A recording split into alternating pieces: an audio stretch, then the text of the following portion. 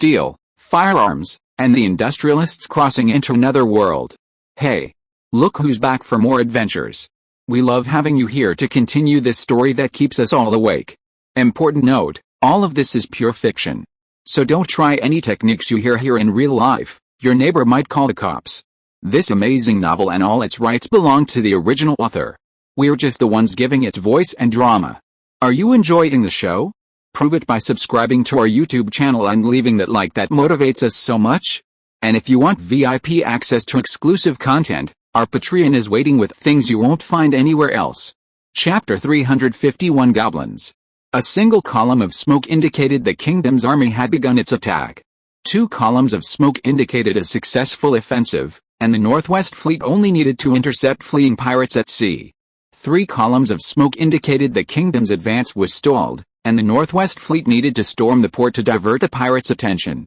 This was the agreed-upon signal between the 2 armies. If possible, the kingdom's army hoped to eliminate the pirates on its own, while the Northwest Fleet did not want to rashly attack a port that might be heavily fortified. 12 warships floated in a line on the sea. On the deck of the flagship, the Unicorn, Fleet Commander Tirpitz anxiously awaited the next signal. On distant land, a thick plume of smoke rose high into the sky. The kingdom's attack had been underway for quite some time. Why was there still no indication of the next move? Before launching the attack, Harrison had conducted as detailed a reconnaissance as possible of the pirates entrenched in West Harbor. He roughly estimated that the number of pirates remaining in West Harbor was around 1,500 to 2,000. Are these even pirates? The navies of some small countries in Jiaoan are probably no bigger than this, right? It must be the work of that greedy Grand Duke in the south who started the rebellion. Besides not wanting his initial battle to fail, there were 3 other reasons that made him hesitant to launch an attack. First, his initial force consisted of only a little over 4,000 men. As the attacking side, it was virtually impossible to defeat an enemy defending a city with such a small force. Second, apart from a few elite soldiers, most of the soldiers were temporarily conscripted, and after the battle, they would have to go home. Their morale and combat skills were questionable.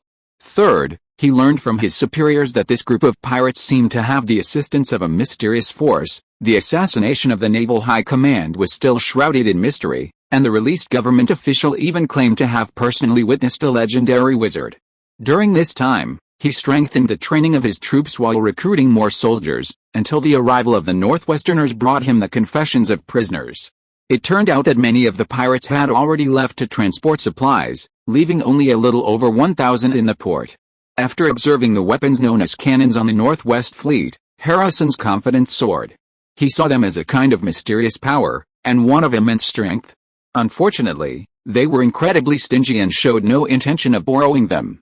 A detailed plan to recapture West Harbor was quickly formulated. The kingdom's army and the Northwest Fleet would launch a combined land and sea attack to defeat the pirates. Somewhat unexpectedly, the city walls were breached quickly after the attack began. Interrogation revealed that most of the people on the walls were residents forced to defend the city by the pirates. There were very few actual pirates, truly heartless bastards. He ordered his army to advance deeper into the city, while warning his men to be wary of ambushes. However, the pirates had already abandoned the city walls, their strongest defensive fortifications.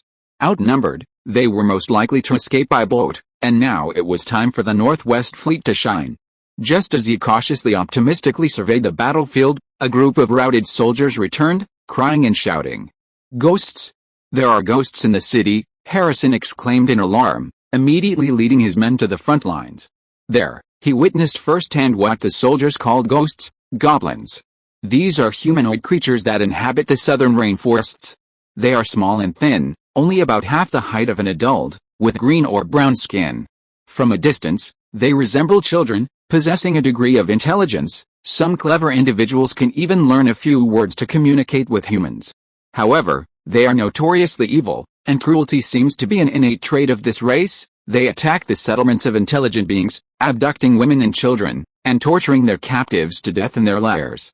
However, this only applies to things weaker than themselves. Goblins also fear those stronger than themselves. When faced with violence they cannot handle, they will temporarily choose to submit. Note that this is merely submission to violence. If the opponent, though powerful, does not choose violence, the goblins will perceive them as weak and gradually bully them. With these creatures, forbearance and retreat are useless. Even if goblins are temporarily subdued through violence, betrayal is only a matter of time. The moment you relax your guard, a blade will stab you in the back. Goblins also have a notorious habit: they love to eat people, or rather, they will eat any intelligent race. According to scholars, many terrifying folk tales about cannibals existing deep in the Rhine forest originate from goblins.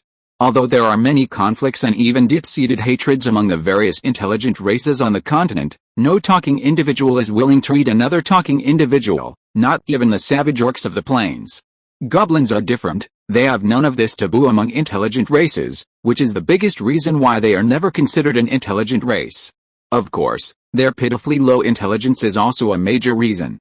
Although their intelligence is low, it is enough for them to make some simple tools, creating all sorts of ingenious contraptions, poison darts, well-hidden traps, etc. They also forge some metal blades, but of extremely poor quality. Goblins are individually quite weak in combat. Although agile, in a small enough space, even a strong child can easily defeat an adult. What troubles intelligent races is their incredible reproductive rate. They can mate year-round, with a gestation period of about a month, producing 6 to 8 litters a year, with 5 to 10 offspring per litter. The young can reproduce again after a year of growth, their population expansion comparable to that of mice. Moreover, their females give birth as easily as a hen laying an egg, without the agonizing pain experienced by humans or other humanoid species. Some say goblins are remnants of the ancient war between humans and demons, a curse left to the world by the demons.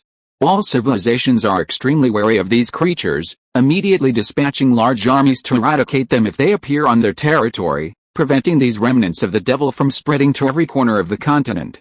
After recognizing the ghosts for who they truly were, Harrison shouted, "These are just pirate-tamed goblins, cowardly, wretched, and pathetic creatures. There's nothing to fear. Warriors of the kingdom, grip your weapons and slaughter them." His soldiers came from the rural heartland of the kingdom, most of them having never left their hometowns before being conscripted, so it was normal that they didn't recognize goblins.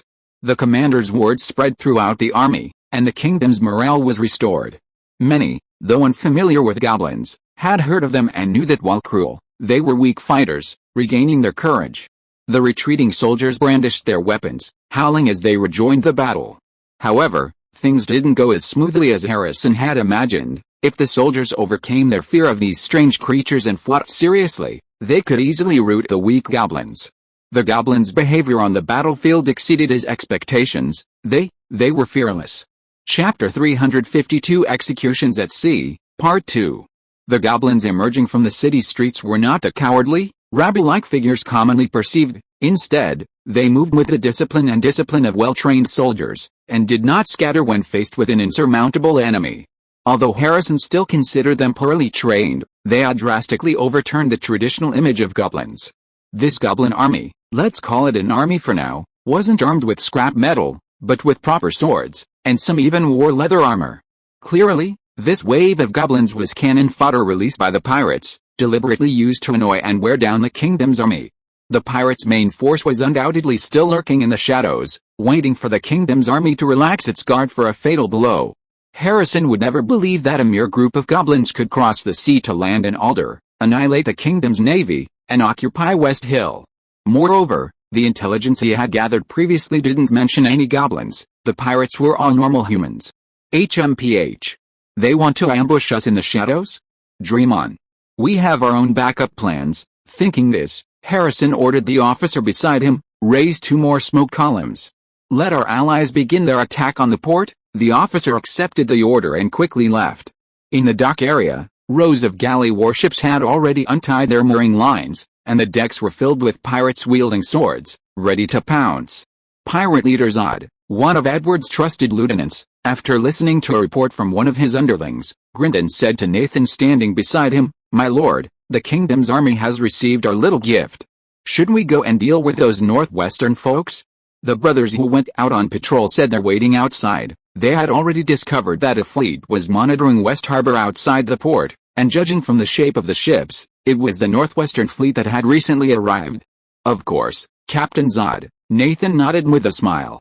"You're in command here." He turned back, gazing at the town where the sounds of battle were coming from. "Sir Harrison, our gift doesn't stop there. Its shadow will accompany you for a long time to come." Pirate leader Zod waved his hand. "Set sail. Go meet our homelanders from the Northwest Bay." The thunderous war drums sounded, and oarsmen rowed with all their might, propelling warships out to sea. Two more plumes of smoke are rising. "The kingdom's army is requesting our support." On the towering mast of the Unicorn, the lookout shouted at the top of his lungs. Tirpitz raised his binoculars and observed the direction of West Harbor for a moment. Before he could make a decision, the lookout's shout came again. "A fleet has emerged from West Harbor. They're flying the Skull and Cross flag. Notify the entire fleet. The target is the pirate fleet to the southeast." Tirpitz also noticed the unusual activity through his binoculars. Without further thought, he quickly issued the order. A series of small flags of various colors and shapes were hung on the masts. This was a new type of flag signal communication improved to support linear tactics. Through flag signals, Tirpitz's orders were quickly relayed to every warship. At this moment, the fleet was located northwest of the port, and Tirpitz ordered the fleet to move towards the west port. The pirates had a total of 18 ships, tacitly arranged in an inverted V shape, which was convenient for both horizontal and double file formations. Zod and Nathan's flagship was positioned in the hollow center of the V shape to control the overall situation. They also had a simple set of flag signals for command. The apex of the V formation pointed towards the distant northwest fleet. Although the wind was unfavorable, propelled by human engines, the fleet slowly approached its opponent. At this moment, on the bow of the pirate flagship, Nathan's eyes were wide open, staring blankly northwest, seemingly in a daze. However, a closer look at his eyes revealed a faint glimmer in his pupils. Pirate leader Zod rubbed his hands together cautiously and asked, "Master Mage, what's the enemy's situation?" Nathan closed his eyes, slightly out of breath, as if he had just jogged. After his breathing calmed down, he opened his eyes and said, 6 sailing ships in front, 6 oarsmen behind. They're in a line, heading towards West Harbor, a line, the kind where they're end-to-end. I guess it's a column formation." Naval warfare tactics in this era were basically of two types. One was ramming, using the huge ram mounted on the bow of the warship to target the enemy ship's vulnerable side waterline, damaging the hull and keel by ramming, causing it to take on water and sink or lose its sailing ability. The oars provided the warship with the agility to make precise ramming, and after the collision, it could quickly retreat to avoid being dragged down by the damaged enemy ship. The other was boarding, using one's own ship's side to approach the enemy's side, hooking the enemy ship with grappling hooks before contact, then using gangplanks, and the sailors would engage the enemy in hand-to-hand combat via the gangplanks. Naval battles at this time typically began with ramming and ended with boarding maneuvers. When ships from both sides approached each other but couldn't collide, or when one side took last-minute action to avoid a collision, or when a collision occurred but the other side suffered no damage, the close proximity meant that boarding maneuvers were necessary to determine the victor. To deploy forces and maximize the number of friendly ships ramming enemy ships, fleets generally formed one or more lines, charging towards the enemy side in parallel. This required considerable skill from the sailors and oarsmen. If adjacent ships were too close, their oars would collide, and if they were too far apart, enemy ships could squeeze into the gaps between them. Long, single-file formations were generally used for long voyages. "Ha! These fools," pirate leader Zod laughed heartily. "Are they waiting to be cut in two with this formation? They probably think we're still holed up in port." "Oh, right," Zod slapped his forehead. "They don't have your and Lord Edward's ability to see for miles. That kind of power is incredibly useful on the vast ocean." Nathan smiled and asked, "So, Captain Zod, have you decided on your strategy?" "Of course," Zod said dismissively. "I'll circle around to their flank, then attack their center, cutting their fleet in two. First, I'll sink the galleys, then deal with the slow-sailing ships. Ships without oarsmen are bound to be very inefficient. Those 6 galleys are fine, but I'll present those 6 sailing ships to Lord Edward as spoils of war." Chapter 353 Executions at Sea, 3. Under Zod's command, the pirate fleet, in a V formation, swiftly headed north. However, after traveling some distance, Nathan, who was observing the northwest fleet, noticed something amiss. "Chief Zod, their actions seem strange. They appear to be turning north, not towards the southern port. It seems they're intercepting us." "What?" The pirate chief was startled. "Have they spotted us?" From such a distance, Nathan lowered his head and thought. It seemed the Northwesters had already discovered them. Did they also have spellcasters skilled in long-range reconnaissance on their ships? He immediately looked up and said, "Abandon the flanking maneuver. Chief Zod, devise a new tactic immediately." Zod raised his fist and swung it fiercely, HMPH. "Then let's have a fair and square head-on duel." Under his command, the pirate fleet began to turn left and formed two horizontal lines, 9 warships in each line. Once the pirate fleet had completed its formation, both sides could see each other with the naked eye. "Brothers, kill those cowardly landlubbers. Let them know who the masters of the sea are," Zod shouted from the bow to his men, who were rubbing their hands together on the deck. His flagship was positioned in the very center of the first row. His encouragement ignited the enthusiasm of his men, who roared with excitement. Seeing the scene on the flagship, the other ships joined in, beating their drums in response. A cacophony of slogans and battle cries echoed across the sea. The oarsmen strained their oars, propelling the ships toward the northwest fleet. Zod, Nathan, and a group of junior officers stood on the bow, their eyes fixed on their opponents as the distance between them closed. Incredible. Their masts are so high. Yeah, won't the ships capsize if the wind picks up a bit more? The officers commented on the Northwest Fleet's sailing ships. Focus your attention on the upcoming battle. Even though the enemy is a rookie, have you forgotten that a lion uses its full strength to hunt a rabbit? Zod was quite displeased. His bunch of idiots dared to be distracted just as the battle was about to begin. It was truly shameful, especially in front of the mage. Nathan watched the scene before him with a smile. The pirate captain was about to continue reprimanding his men when someone shouted, "Boss, look, what?" The pirate captain, interrupted, was very annoyed, but he still turned his gaze to the Northwest Fleet diagonally opposite. His mouth formed an O shape. An unbelievable scene was unfolding. The Northwest Fleet, which had been sailing in a column towards them, had suddenly changed direction, ship after ship, heading in, south. The Northwest Fleet was heading south, the pirate fleet west. If you drew a straight line from their directions, they would inevitably intersect at some point. Meanwhile, the Northwest Fleet, though having changed direction, maintained its previous orderly column formation. Zod was filled with questions and even shock. Did these clueless Gulf brethren realize their vulnerable flanks were completely exposed to the enemy's attack? They seemed to have no intention of taking evasive action, like a wild beast exposing its vulnerable belly to its hunter. Both sides continued sailing in this manner, the pirate warships' terrifying rams easily piercing holes in those bulging ships, sending them sinking to the bottom of the sea. Madmen. A complete bunch of madmen. Oh. Perhaps we should call them fools, Zod couldn't help but exclaim. Captain Zod, is there something wrong with that fleet? Nathan, unfamiliar with the situation at sea, was curious about Zod's reaction. The pirate captain explained to Nathan. Nathan grinned. Perhaps they figured out the strength of our fleet and decided to flee south with a north wind. That's possible, Zod realized. After all, in terms of numbers, we have 18 ships, while they only have 12. They didn't see clearly before and arrogantly tried to intercept us. However, his face twisted into a sinister grin. Their commander is clearly incompetent. At their current speed, they won't escape my grasp, the pirate captain roared. Signal to all ships. Increase speed. The drums on the pirate ships beat faster, the oars moved faster, and the oarsmen's shouts even penetrated the decks and hulls. On the deck of the Unicorn, where its second rank of cannons was deployed, each cannon pointed out to the sea through its square gun ports. It was very quiet here, with only the sound of the waves crashing. The sailors at each gun emplacement held their breath, watching the pirate fleet in the distance. The gunner silently felt the ships rocking, then turned to the short cadet beside him and said, "The waves aren't too big today. We can fire when the enemy is 300 meters away."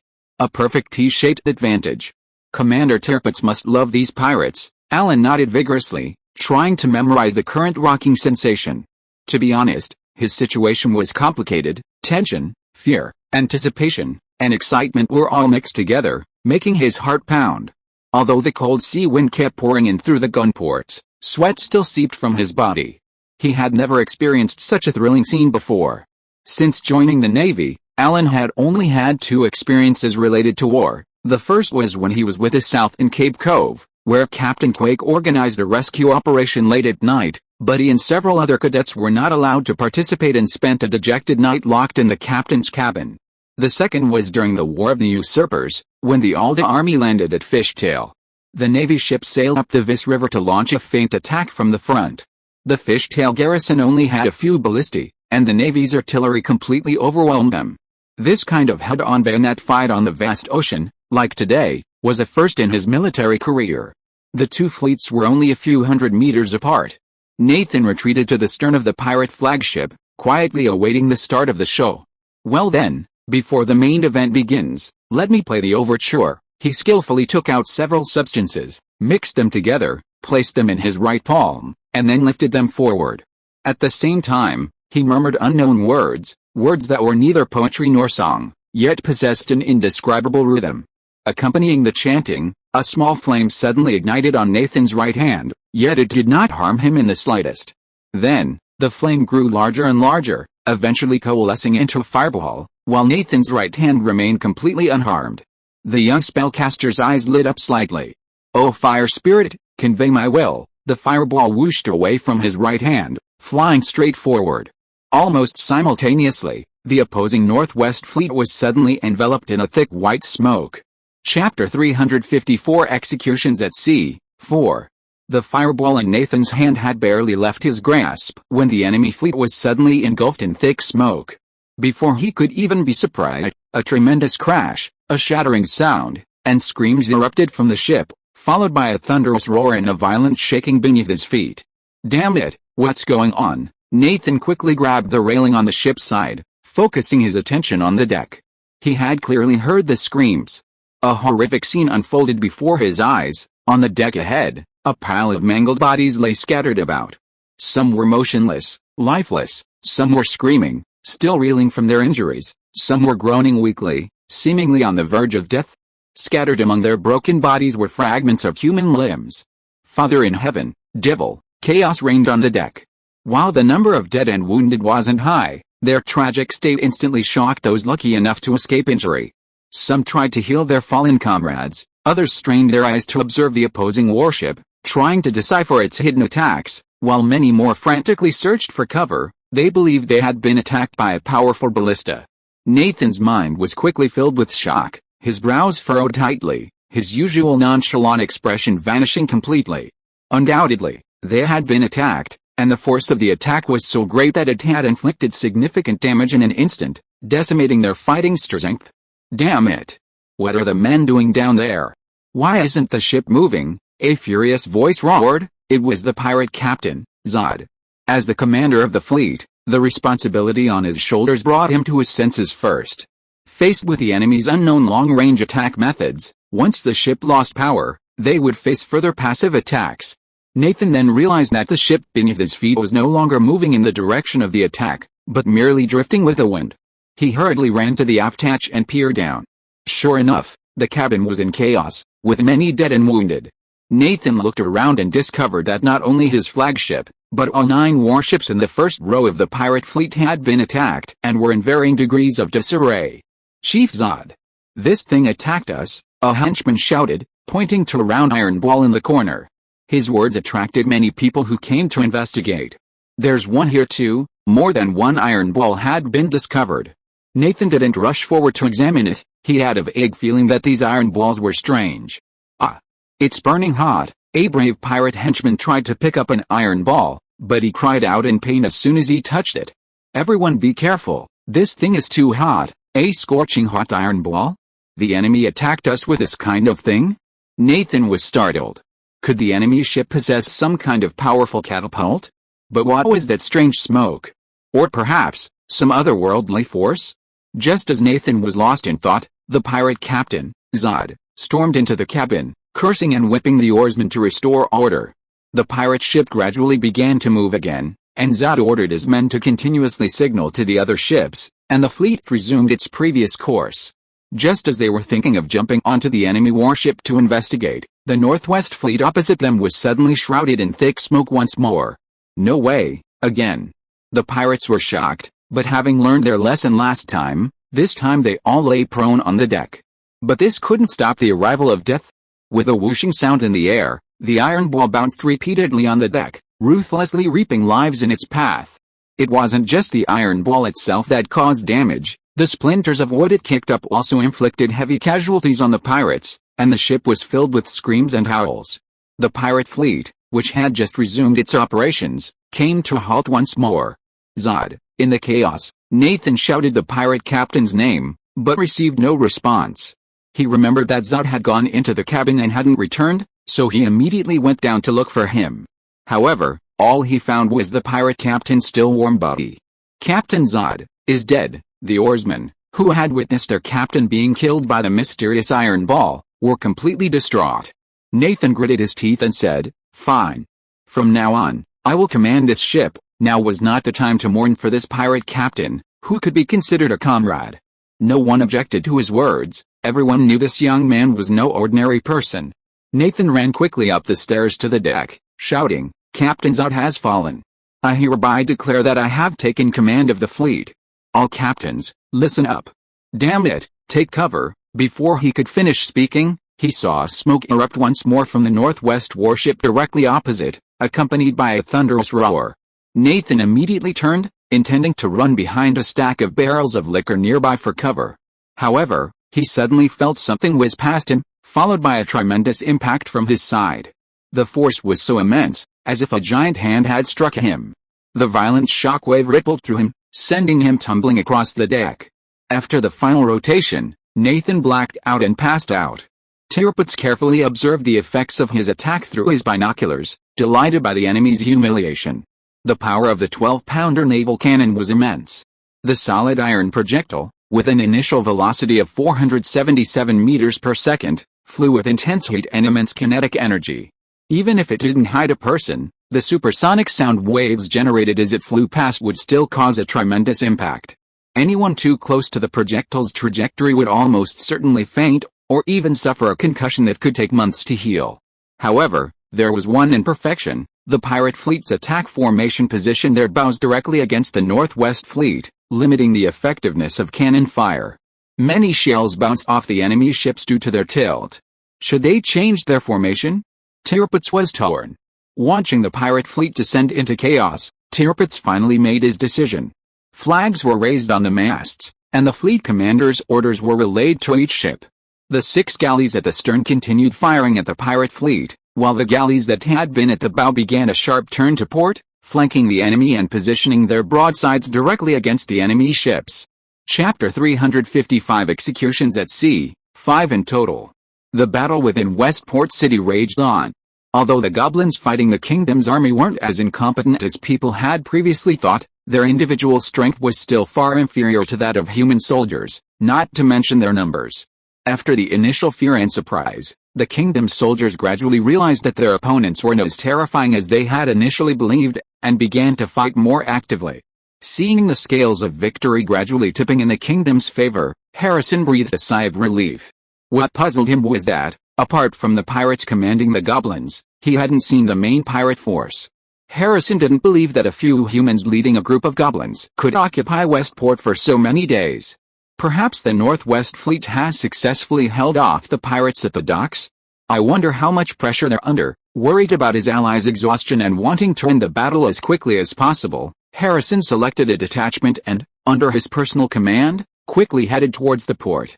The battle with the goblins was nearing its end, and the human pirates who had commanded them had been almost entirely wiped out. Without their leader, the goblins quickly reverted to their foes, becoming a complete rabble. Harrison led his men on a full-scale assault on the docks. The streets were deserted, residents were holed up in their homes, making their operation incredibly smooth. Reaching the shore in one fell swoop, Harrison and his men witnessed a naval battle they had never seen before. On the distant sea, a fleet flying a red dragon flag was directly confronting a pirate fleet flying a skull and crossbones flag.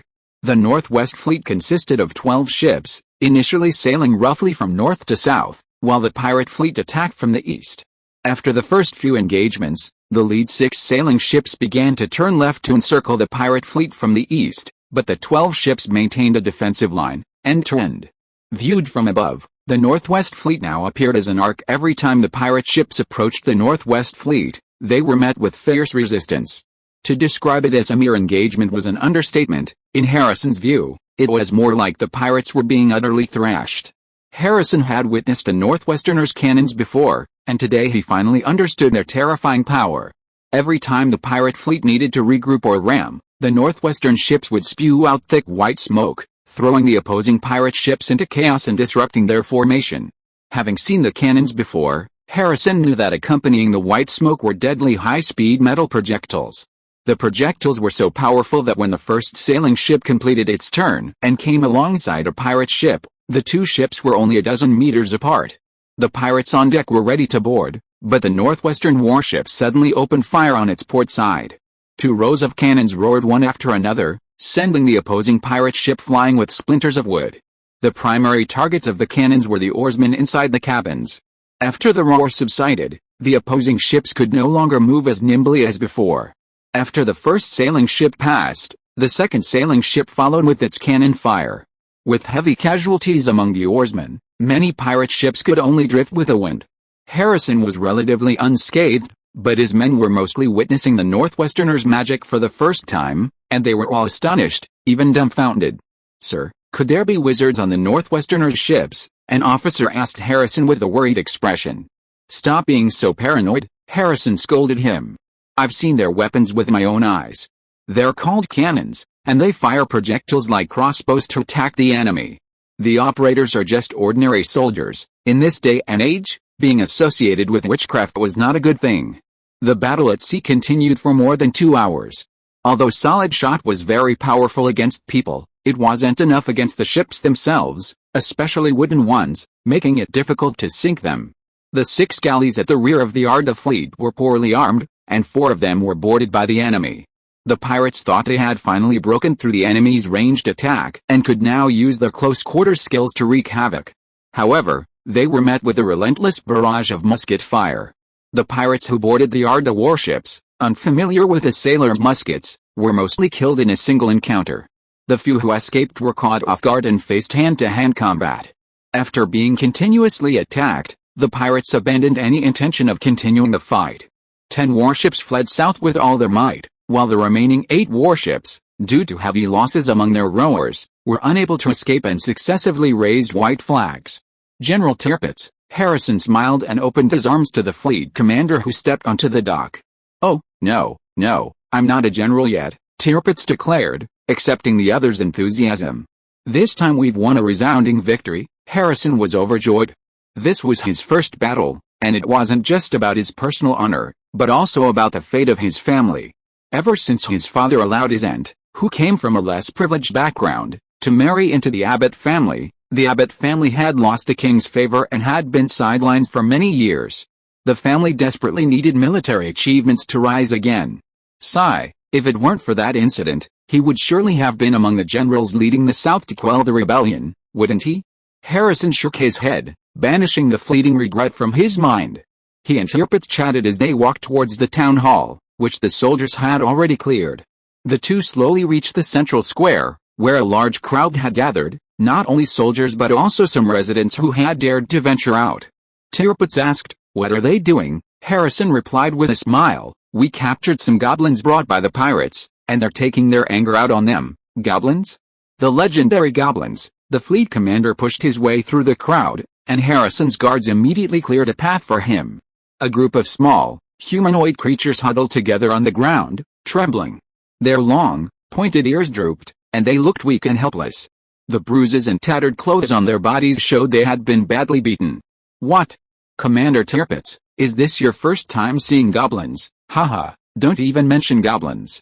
We hardly ever see any other races in our Northwest Bay. I've heard that dwarves from the northern mountains sometimes come down to trade, but I've never seen them. Don't be fooled by their appearance. These creatures are exceptionally fierce and brutal at heart. I'm going to execute them all soon." I understand. But could you give me a few? I want to take some back home so my people can see them too." Harrison hesitated. He wanted to refuse, but the other party was someone who had helped him achieve victory, and they had dealt with a main pirate force. "All right, but I can only give you one. If you don't want the goblins in the Northwest Bay to become a plague, you probably know that these creatures reproduce as fast as rats. Why not give me a few more males or females? There's a rumor that when only males or only females remain in a group of goblins, some individuals will change sex. So, to be on the safe side, and even if you only get one, keep a close watch on it." Kill it as soon as you get tired of it. Don't let it escape. Who knows what other evil tricks goblins might have. That's amazing. Okay, I'll remember that. As the two were talking, a government official hurriedly rode up on horseback. Viscount Dillon, you've arrived so quickly. Harrison was surprised. The visitor was Viscount Dillon, who is in charge of handing over supplies to the Northwest Bay Fleet in West Harbor. I just came into the city with the army, Dillon replied indignantly. What makes you so angry? We just won a battle. Gone. All gone. Gone what? The supplies in the warehouse. I just checked there. All gone. Those damned pirates. I curse them. Dillon jumped off his horse and began cursing the pirates in language unbecoming of his noble status.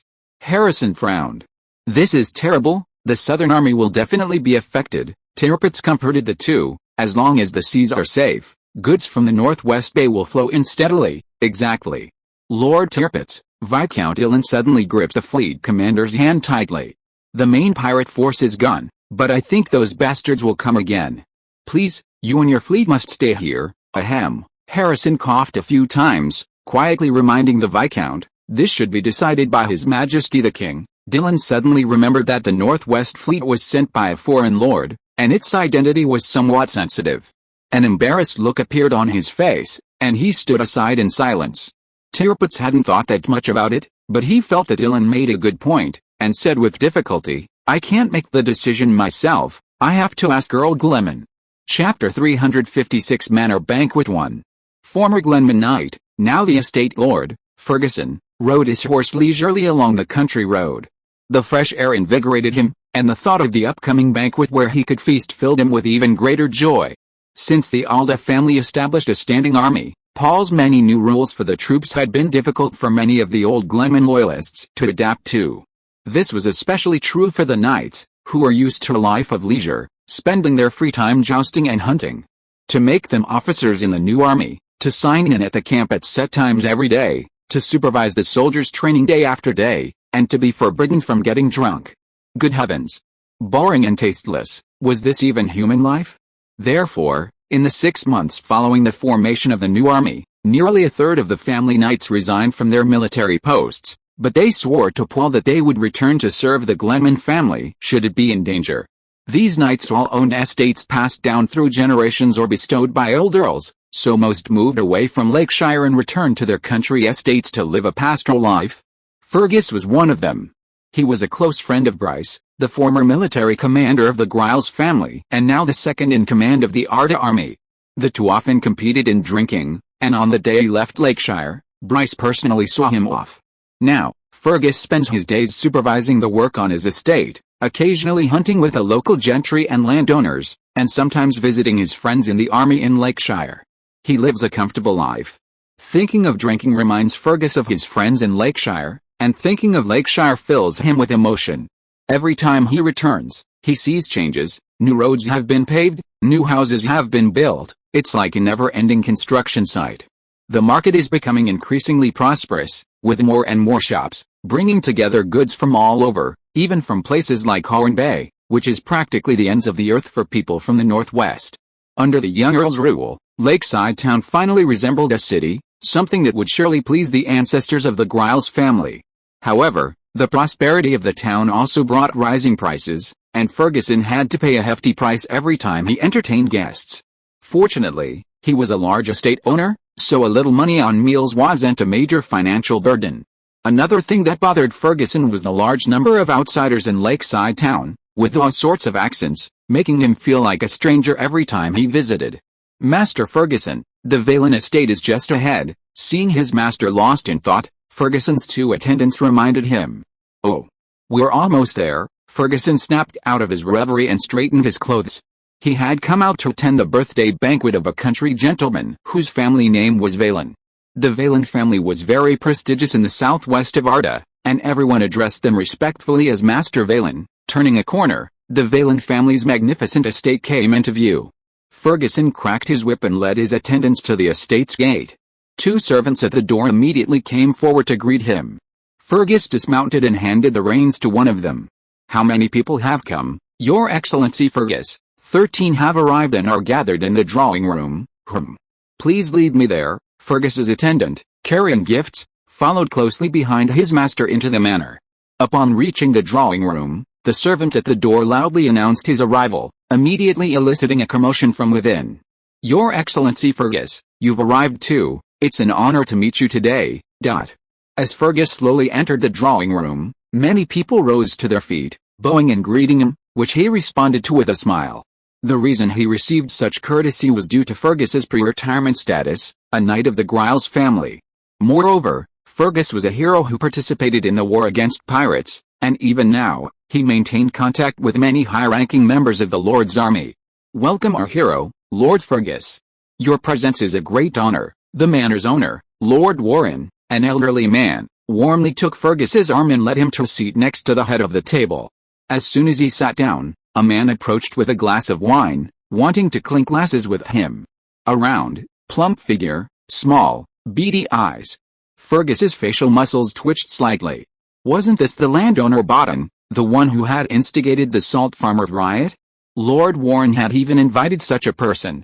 Bodden had been severely punished after the riot was quelled. Earl Griles had confiscated most of his property and stripped him of his tax farmer status, significantly lowering his standing among the gentry. Fergus really didn't want to associate with someone with such a dark past. The man had even dared to forge the Lord's order, ultimately causing a riot. However, out of consideration for the host, Fergus still raised his glass and awkwardly clinked it against Bodden's. The other person seemed to realize he wasn't well liked by Fergus, exchanged a few polite words, and returned to his seat. As names were called, the guests of the birthday banquet arrived one after another. They were all prominent figures in the area. Large glasses of wine, hearty meals, and loud conversations filled the air. The banquet in the Northwest Bay was quite boisterous, lacking the elaborate formalities of the wealthy South. The entire living room was filled with noise, and the atmosphere gradually reached its climax. "Gentlemen, thank you for attending my birthday banquet." After all the guests had arrived, the manor owner, Warren, raised his glass. "First, I propose a toast to the esteemed Lord Paul Gleman." Cheers! The guests raised their glasses and drank them down. Under Lord Gleman's leadership, we Ardas have finally triumphed in the Northwest Bay. Last year's War of the Usurpers was a decisive victory for us Ardas, thwarting the thieves' plot. The Emdens used to look down on us, but now they're under our Lord's rule, and it's our turn to despise them. Even the current Duke of the Northwest relies on our Ardas support. The hall echoed with a crowd's praise for Lord Paul Gleman. Fergus listened with a smile, quite proud of himself, for Paul was the lord he served. Although the Earl hadn't summoned them, his former retainers, during the War of the Usurpers, he still felt a pang of regret. Chapter 357 Manor Banquet 2. Lord Fergus? What are you daydreaming about? The voices of others interrupted Fergus's thoughts. He looked up and saw that it was someone sitting opposite him calling him. That's the rugged style of the Northwesterners, even among the wealthy. Haha, Lord Shank, I was just listening to you talk about last year's war, and it made me feel ashamed that I, a retainer of Gleman, didn't serve under the Earl. I see, Lord Fergus, there's no need to think that way. Lord Valen, sitting at the head of the table, raised his glass to comfort him. I heard that besides the gentlemen still serving as officers in the army, Earl Gleman hasn't summoned any other knights at home. Arda is now strong and well equipped, maintaining several thousand soldiers even without war, and they drill daily. I think even His Majesty the King's army is no better. With these soldiers charging into battle, is it necessary to trouble an expert like yourself?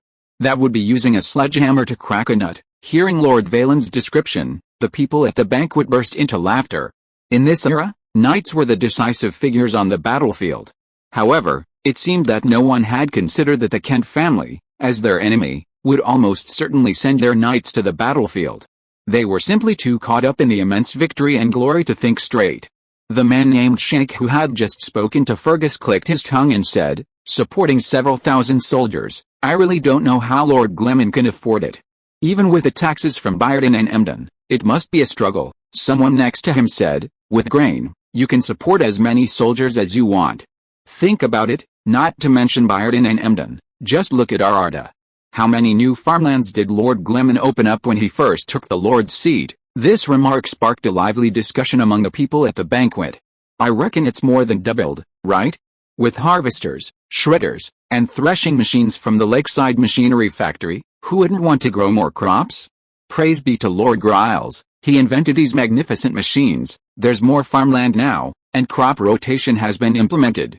The yield here is significantly higher than 2 years ago. A lot of irrigation work has been done in the last 2 years. Iron farm tools are cheaper now, like sickles, hoes, pitchforks, and shovels, especially iron plows.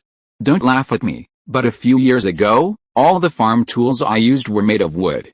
It feels a bit strange, but recently iron has become so cheap in Alda. The shops in town are full of ironware. You can buy it for very little money. Hearing this, Fergus couldn't help but chuckle. These days, the manors were almost entirely self-sufficient. These landowners spent their days drinking their own wine, eating the grains grown on their own land, and wearing cloth woven by their servants. They rarely interacted with the outside world, only venturing to town or city to purchase things they couldn't produce themselves. In terms of knowledge, they weren't much more worldly than the peasants under their jurisdiction. He guessed that most of the people in this house were unaware that Earl Gleman had used new technology to build several ironworks. Arda had one, Byron had one, and even the newly acquired Emden was busily exploring for minerals and investigating irrigation, preparing to build a new ironworks. Arda Baildon now monopolizes the iron supply of nearly half of the Northwest Bay. Traditional iron smelting methods are no match for the impact of new technologies. Many private mine owners and ironworks have gone bankrupt, and their former workers have migrated en masse to Arda or Baildon to make a living. Many lords who also mined have barely managed to keep Arda's ironware out by raising tariffs or issuing outright bans. Why barely? Because smuggling still exists, and in this day and age, it's practically impossible to eradicate. The host, Lord Valen, raised his glass and said admiringly, "In previous years, many people froze and starved to death every winter. This winter, although there were still deaths, fewer have occurred, all thanks to Lord Gleman's excellent governance." Someone suggested, "Let's toast Lord Gleman again." To Lord Gleman, everyone echoed, raising their glasses and drinking it all in one gulp. The people at the banquet had already drunk quite a bit of wine, though the alcohol content wasn't high, the quantity was plentiful. A man with a smug look on his face swirled his glass, swaying as he said, "Speaking of our current young lord, he's good in every way, except for one thing." Fergus frowned and said to the man, "Eldo, you're drunk." The man named Eldo shook his head vigorously, chuckled a few times, and said, "Lord Fergus, I didn't mean to criticize the Lord. I wholeheartedly support Lord Gleman and wish him a long and healthy life. But, everyone complains sometimes, so just consider this drunken ramblings." Seeing everyone in the room turn to look at him, he continued, "The only bad thing about Lord Gleman is that he's too lenient with those merchants who've fallen into a pile of money and can't get out." Someone asked, "Lord Eldo, what do you mean by that?" Eldo shook his head and replied, "It's not quite right to say that Lord Gleman condoned it, nor is it our Lord's fault. It's those merchants who took advantage of the Lord's favor to do things against the rules. This happened a month ago. Several farmers from my manor ran away to Fland Harbor. I took men to look for them and found them working in the salt fields, and then," Eldo scoffed, "of course, we tied them up and brought them back. The ringleader was beaten to death as a warning, and the others were severely punished to show them the consequences of running away." In the Northwest Bay and even the Kingdom of Aldo, most farmers had no personal freedom and could not leave their villages without permission. They were ruled by the owners of their land, the landowners or manor owners. Although there was no formal term for serf in the laws promulgated throughout history, their situation was indeed no different from that of serfs. This serf system was a remnant of the ancient slave system. With the development of the times, especially the intervention of the church, the living conditions of serfs improved. They could have their own houses instead of being crammed into shacks like animals. They could choose their own spouses and marry them, receiving the blessings of the church. They could even have their own meager savings to pass on to the next generation. Of course, all of the above was under the premise of not violating the interests of the local landlords. Landlords could trade their serfs with other landlords. If a serf escaped without permission, the landlord also had the right to capture and punish them. However, the serfs of this time had one advantage: each village or manor would have a common field, and the harvest from the common field would be divided equally among the serfs. But what I have to say is, the owner of that saltworks, what's his name, Godwin, actually stopped me from taking the people, saying those peasants had already signed contracts with him.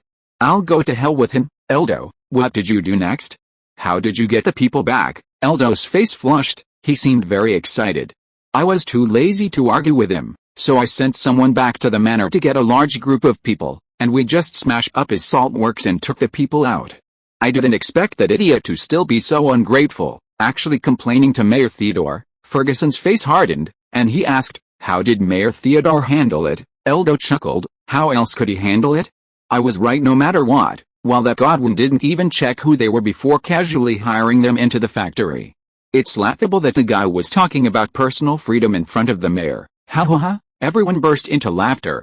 Shay clapped or laughed and said, "I think that Godwin has been fooled by Dean Morrison's preaching team." Morrison was the priest Paul met when he was eliminating the shark pirate gang entrenched in Fland Harbor. He promised to help Paul cover up his dishonorable experience of being forced to join the pirate gang and stay by Paul's side as a military priest, doing some ideological work. After Father Anderson succeeded his teacher as abbot of the North Shore Monastery, Paul arranged for Morrison to help him. Father Anderson, who was engrossed in his studies, pushed all the affairs of the monastery onto Morrison. Gradually, Morrison was the one who was called abbot. Previously, at Paul's behest, Morrison organized several preaching teams to go to the countryside under the guise of the church to criticize serfdom, but the results? That preaching team slunk away as soon as they arrived on my land. They didn't preach the sacred scriptures properly, but talked about some damn equality. The peasants have farm work to do, who has time to listen to their nonsense? Besides, they wouldn't understand it, it's the same there, those people are really ungrateful, just spouting heresies. Listening to the discussion at the banquet, Warren, sitting at the head of the table, snorted, "We work with our brains, the peasants work with their bodies, those who work with their brains rule over those who work with their bodies. This is an age-old truth, and even the church, which shouts the slogan of equality, hasn't changed in the 1,000 years since its founding." Immediately, someone chimed in, "Exactly. Those peasants are as dense as blocks of wood, they can't even work properly. They're completely useless without supervision. And the noble lords are so high and mighty, how can we let them personally manage these messy affairs in the fields? Naturally, we should act as their representatives and manage the farmers." A group of people began to clamor. "These merchants in fuel and harbor, relying on the few stinking bucks they've made these past 2 years, dare to put on airs in front of us. I think they've been corrupted by their counterparts in Cape Bay, a bunch of bloodsuckers." The topic of conversation at the banquet gradually shifted to cursing the merchants. Fergus shook his head, he just wanted to drink quietly. How did it turn out like this? If you are listening to this novel on a channel other than Fanfic World, it means it was downloaded and re-uploaded without effort. We warmly invite you to visit our channel, Fanfic World. There you will find the original version of this story and many other novels of various genres. We look forward to seeing you dive into a world of incredible novels. Chapter 358, A Traitor Among the Lord's Attendants. Once the criticism of the merchants began, it grew louder and louder. Fergus shook his head to clear his mind, intending to speak up for them. "Gentlemen," he said, "although most of them are opportunists, we can't do without them. Without them, where would we buy those goods from other places? And who would we sell our own produce to?" "Lord Fergus has a point," said Lord Valen, the host of the banquet, stroking his mustache. "But even so, the people of this world ultimately depend on us farmers for sustenance. Land and food are the foundation of our livelihood, and indeed, the livelihood of the entire continent. Those of you around my age here should have experienced famine, right?" Lord Valen's words reminded people of the Great Famine that the Kingdom of Alder had experienced decades ago. The younger generation was alright, having only heard about it from the elders, but the older ones showed a hint of lingering fear in their eyes. Those were truly terrible times.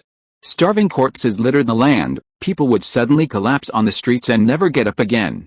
In some places, horrific rumors of cannibalism circulated. In a famine of that magnitude, even the richest couldn't buy food, those with grain wouldn't trade it for gold or silver. Yes, Lord Valen is right. Food is the foundation of life, the crowd unanimously praised the host's viewpoint. Suddenly, someone became indignant. "We work hard in the fields to grow food, and those merchants are undermining us. Has everyone forgotten what happened last year?" The Lord suddenly proposed establishing some kind of customs union, wanting to reduce or even eliminate tariffs on goods passing through the territory, the bulk of which is grain. Good heavens, this is truly terrifying. This single sentence brought the crowd's emotions to a fever pitch. No need to guess. It must be those merchants doing. Yes, they've bewitched Lord Gleman. Eldo slammed his fist on the table in front of him, looking utterly aggrieved.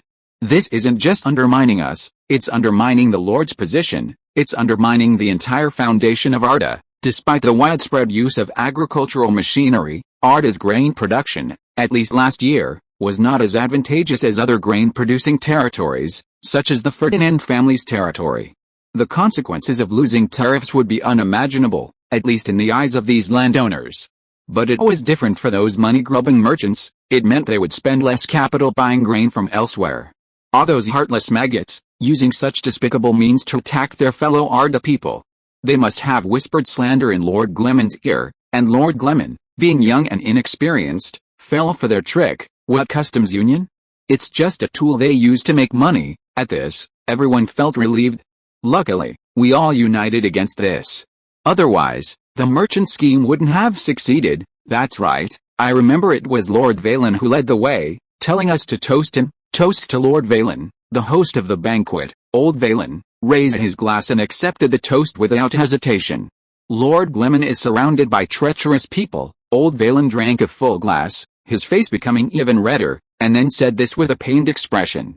Fergus, hearing this, immediately tense up. As a retainer of the Gleman family, he still cared deeply for his lord. Treacherous people? How could that be? Arda just won a resounding victory against the formidable Kent family, a force to be reckoned with. Their reputation has soared. How could they possibly win if their lord is surrounded by treacherous individuals? Lord Valen continued, his voice filled with anguish. What do you mean? No, he continued, think about it. That Hansel Abbot is no good man. Over the past 2 years, none of you here have escaped his exploitation. The Lord's plan to consolidate farmland was a benevolent policy, but this southerner has distorted it. Old Valen's words reminded everyone of the exploitation they had suffered at the hands of Hansel over the past 2 years. Almost all of them had encroached on public land, and Hansel, as the head of the agriculture department, had exposed them during surveys. They were forced to either return the encroached land and be fined, or pay several times the price to buy back the land their families had cultivated for generations. The group poured out their grievances. Abbott, he's a complete skinner. Anyone he targets will be in deep trouble. That scoundrel must have pocketed all the fines. I don't think those officials from the south are any good people. Some people started to broaden the scope of their crackdown. That chief secretary with those thick, big eyes, that Bernard guy, he's probably no good either. Someone stood up indignantly, waving their arms and saying, I saw it with my own eyes in Fland Harbor. Wagon after wagon of grain, and all sorts of other supplies, just loaded onto sailing ships and heading south. It must be these southerners transporting supplies to the capital, those traitorous dogs. Lord Gleman is supporting them. My vassal's vassal isn't my vassal. They should be loyal to Lord Gleman. Who in the world pledges allegiance to someone above their rank? Black-hearted maggots, rats crawling out of the crystal glow sewers. They're a bunch of parasites. If left unchecked, they'll drain the entire Arda sooner or later. They're occupying positions without doing anything. So many important positions in the Council of State are filled with these southern rats, and they've caused so much trouble. Those positions should be filled by our own people. Your Excellency, sigh, never mind. Someone sighed. There are treacherous officials inside, and unscrupulous merchants outside. I think Arda is in trouble. He stopped abruptly, covering his mouth. The atmosphere in the hall had already shifted. At first, everyone was praising the Lord's wisdom. Now, they saw Arda as beset by internal and external troubles, on the verge of being overthrown by villains. Even Fergus was unconsciously affected by the crowd's emotions. He opposed the customs union, and he disliked those foreigners holding important positions in the government. Could there really be treacherous people around the Lord? He needed to find time to return to Lockhart and inquire with his old friends. The host, Lord Valen, struck a chord with him. Only we, the common people, are the foundation of the Lord and Arda. We will certainly protect the Earl from being deceived by treacherous officials. Chapter 359. Let's avoid trouble. Only families like ours are the foundation of Lord Gleman and Arda. Lord Valen's words resonated with everyone at the banquet. That's true, though it may sound a bit disrespectful, but Lord Gleman can't do without us. Ah. Of course, we can't do without Lord Gleman either. Eldo listed off his tasks one by one on his fingers. Tax collection, military service, corvée labor. In the countryside, we're the ones who convey the Lord's orders. We collect the taxes, we recruit the soldiers, we find the laborers. These are real, hard-working tasks, much harder than those merchants who just hand over a few stinking coins," someone exclaimed, "and our family's young men. Without these young men as officers, those peasant soldiers probably wouldn't even be able to stand in formation properly." Ha ha ha. This remark drew laughter from the crowd. Lord Varen concluded, "Therefore, we gentry and Lord Gleman are one, we share the same fate, and we share the same fate." He stroked his beard, his face stern, and said, "Those ill-intentioned outsiders and those profit-driven merchants are like festering sores on the body, constantly eroding Ard's health day and night." Indeed, that's a very apt description. Lord Varen is right. Seeing that everyone in the hall agreed with his point of view, old Varen seized the opportunity and exclaimed, "Gentlemen, true Arda people, men of insight. As people born and raised on this land, we cannot simply sit idly by. Is there anyone willing to join me in petitioning the Lord, requesting him to expel those outsiders and suppress the arrogance of those merchants, so that Arda can return to its former peace?" At Varen's words, the entire hall fell silent. After a long while, Fergus, who was sitting nearby, said blankly, This, is it really necessary to go to such lengths?" The others also realized what was going on. Yes, outsiders are annoying, but driving them away directly is too much. Of course, I wholeheartedly support driving Hansel Abbott away. Merchants may be profit-driven, but we really can't do without them. Who will we buy from? Old Valen shook his head. You were also indignant just now. Why are you backing down when it comes to actually doing something? Eldo, whose name he called, immediately straightened up. Master Valen, old Valen stared at him and said, I ask you, what if they need more and more workers? Did you hand over the farmers from your estate to them a few days ago? Eldo shook his head vigorously. Of course I wouldn't do such a stupid thing. But do they need that many people? HMPH, they use the money they earn to open new factories, and after earning more money, they open even more factories. The manpower they need is absolutely bottomless. Eldo scratched his head. Then they can't just steal people. Valen glanced at him, then looked around at everyone and said, what if they can persuade Lord Griles to allow them to recruit people in the countryside? Will you stop them then? Or not? HMPH, I just mentioned the church's preaching team. Who do you think is really pushing this behind the scenes? I bet it's these merchants pulling the strings. I suspect they'll use the pretext of paying more taxes to seduce Lord Griles, and those foreigners. Haven't you all been tricked by Abbott? Shank asked cautiously. If opening a factory is so lucrative, can't we learn from them and set up some factories? The labor force is readily available. Hey, I'm in the middle of a pep rally, and someone already wants to be a traitor? Old Valen was speechless with anger. You're confused. Food. Food is the foundation of this world. With money, we can buy more land and grow more grain.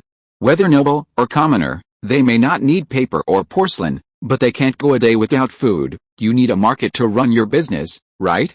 You need connections, right? Can you compete with those who have already gained an advantage? You'll inevitably have to rely on low prices to slowly accumulate wealth, and you might even lose money for several years in a row. Farming is a surefire way to make money. In years of famine, we can just close the doors and live comfortably on our stored grain. People outside will have to beg us and act according to our wishes. Before old Valen could even speak, Shank was immediately criticized by the others. Well, old Valen stroked his beard and asked again, does anyone want to join me in writing a letter to Earl Gleman? To his surprise, the hall fell silent again. You? Old Valen pointed at the crowd with trembling hands, unsure of what to say. Those he pointed at all shrank back, eyes downcast. A joint petition to Earl Gleman sounded like a form of coercion. He was a lord, a nobleman. 2 years ago, it might have worked. Back then, the Gleman family only held the nominal earldom of Arda, and their influence extended to the towns of Lackherd and a few others. But things were different now. Byron and Emden were under Gleman's control, and he commanded an army. What if they angered the Earl and he retaliated? Lord Valen. I think we should proceed cautiously. Bodden, who had remained silent until now, said timidly. Valen snorted, not even glancing at Bodden. He hadn't expected anything from Bodden anyway. Bodden was traumatized by the last riot, and everyone knew he'd lost half his fortune. Yes, as long as the Earl and we are one, they can't do anything to us, right? Let's not cause any trouble. These spineless words reached old Valen's ears. Fine, I see now. When things come to this, you, cough, old Valen coughed violently, heartbroken and furious. Forget it, consider me worrying unnecessarily. When your troubles are over, I hope you remember today. The atmosphere at the banquet shifted abruptly, and everyone ate in silence, no one uttering a single word. The awkward atmosphere lingered for a long time before the manor owner sighed again. Alice, I invited everyone here today, and I shouldn't have spoiled your fun. A few drinks made me dizzy, and I couldn't control my mouth. Everyone quickly seized the opportunity to back down. Not at all. Lord Valen was only thinking of us country gentry. Yes, and more broadly, it's for Arda and Earl Gleman. Old Valen clapped his hands. To apologize, I've chosen some girls from the estate. Let's have some fun today. With his clapping, the hall doors opened, and a group of scantily clad, heads bowed, young women slowly entered. The guests beamed with joy, the awkward atmosphere instantly dissipating. Haha, Lord Valen is so hospitable, as expected of the generous old Valen. Laughter filled the hall once more. Chapter 360 Military uniform must be stylish. Inside the Lord's Manor in Lake Town, a special costume exhibition was underway. A dozen or so carefully selected, robust young men, all over 6 feet tall, each dressed in a unique outfit, were being appraised by those around them. Some stood ramrod straight, while others struck various poses at the audience's request. This one's really nice, looks very smart, this one's better, has style, this one looks the best, but it must be the most complicated to make, right? The audience included military leaders like Schroeder and Bryce, as well as high-ranking government officials like Old Ford and Cecil, and of course, Lord Paul Gleman of Arda and his sworn brother, Myron Garnard, all chattering about the exhibits. Their focus, however, was on a variety of military uniforms for consideration. With the widespread adoption of the flying shuttle loom, the textile industry was booming in Arda, Bardine, and Emden. One after another, machine-operated weaving workshops, perhaps now more accurately described as factories, sprang up like mushrooms after rain. Everyone who witnessed the flying shuttle loom in operation realized the leap in efficiency it would bring. Existing hand-operated workshop owners reluctantly paid to have these amazing machines custom-made by the Lakeside Machinery Factory to upgrade their weaving operations. Newcomers, sensing the business opportunity, also poured into the textile industry. In this wave, many attempted to imitate the flying shuttle loom, and quite a few succeeded. However, they were quickly punished by the iron fist of patent law. Paul was particularly strict about this. Currently, the patent for the flying shuttle loom belongs solely to the Lakeside Machinery Factory, and orders are pouring in like snowflakes. To cope with this huge demand, the Lakeside Machinery Factory expanded and recruited again to increase its production capacity. After the expansion, it underwent restructuring, splitting into 2 factories, an agricultural machinery factory and an industrial machinery factory. The former was responsible for researching and producing agricultural machinery such as harvesters, threshers, and cotton gins, while the latter focused on producing industrial machinery such as flying shuttle looms. The increased efficiency of weaving greatly stimulated the demand for cotton yarn, leading to a supply shortage and soaring prices. Many spinning mills and family workshops made a fortune. All those involved experienced a bittersweet experience, working twice as hard to produce cotton yarn while happily counting the profits. Many newcomers also entered the cotton spinning industry. The rapid expansion of the cotton spinning industry boosted many other industries, including dyeing and garment manufacturing. The end result was a significant decrease in the price of fabrics and clothing. Now, middle-class families in Arda and Bardine no longer needed to wear patched clothes. With a reduction in garment production costs, the plan to replace the uniforms of the Arda Army was put on the agenda. Currently, the uniforms of the Arda Army and Navy are all simply made local guerrilla-style clothes. When Paul commands such an army to conduct a volley of executions, there is always a strong sense of incongruity. Executions should be lavish and vibrant, not flashy. Paul convened a joint meeting of the heads of the State Council departments and military generals. He had previously discussed the uniform change with them and asked them to design their own uniforms. Now, Paul demanded that they make samples according to their designs and send them to the Lord's mansion for evaluation to select the new uniforms. In Paul's eyes, the clothes worn by the models were all in the so-called Renaissance style, mostly designed by military higher-ranking officers such as Schroeder and Austin. They all had wheel-shaped ruffled collars like millstones, and the upper garments were padded to make the shoulders, chest, and upper arms full. The lower garments were tight-fitting leggings. Some styles also included robes or capes, and felt hats with curled feathers on their heads. This was the popular attire of young nobles or wealthy men in the Cape Bay area. As per the Lord's requirements, the new uniforms were to break with convention, keep up with the times, be flamboyant, assertive, and embody the spirited and upward-looking character of the Arda army. Therefore, they specifically consulted with a female advisor Sisha, the old shipwright Benjamin, and others from Horn Bay, a well-known fashion center.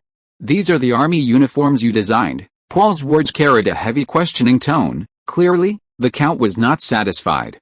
Schroeder and Austin exchanged a glance, hesitantly answering Paul, "Yes, Your Excellency, don't you like any of these styles?" Good heavens, these were already incredibly bold and avant-garde designs. The Northwest Bay had previously been isolated and impoverished, and people's clothing was often conservative and simple. In the prosperous Horn Bay, however, people's clothing was vibrant and elaborate. Referencing that style had already deeply unsettled the designers, it violated the Holy Scripture's prohibition against extravagance. Then, following the Count's instructions, they added some designs they believed would reflect the spirit of the Arda army.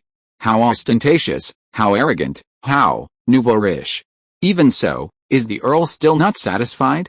"Gentlemen, I've also designed several uniforms, for the Navy and the Army. Let's take a look." With that, Paul clapped his hands loudly. "Your Excellency, Earl Winthrop is at your service." A man with glasses and a fawning smile trotted up to Paul. Everyone looked closely and recognized him as the head tailor of the Lord's Manor. Nobles all had their own personal tailors, and the Gleman family was no exception. Paul asked, "Winthrop, are our new uniform samples ready?" Winthrop gestured that everything was fine. "Everything is ready, just waiting for your summons, Your Excellency." "Good." Paul turned to the crowd. "Gentlemen, let me show you a truly groundbreaking design. Winthrop, bring in the models." As soon as Paul finished speaking, a rapid, intense drumbeat began. After the drumbeat slowed, 2 squads of soldiers entered, stepping to the beat. Yes, they were soldiers. Schroeder, Bryce, and the others could tell at a glance from their gait and movements that they were well-trained soldiers, likely from the internal security forces. "Halt!" the leader shouted, and both squads of soldiers stopped abruptly.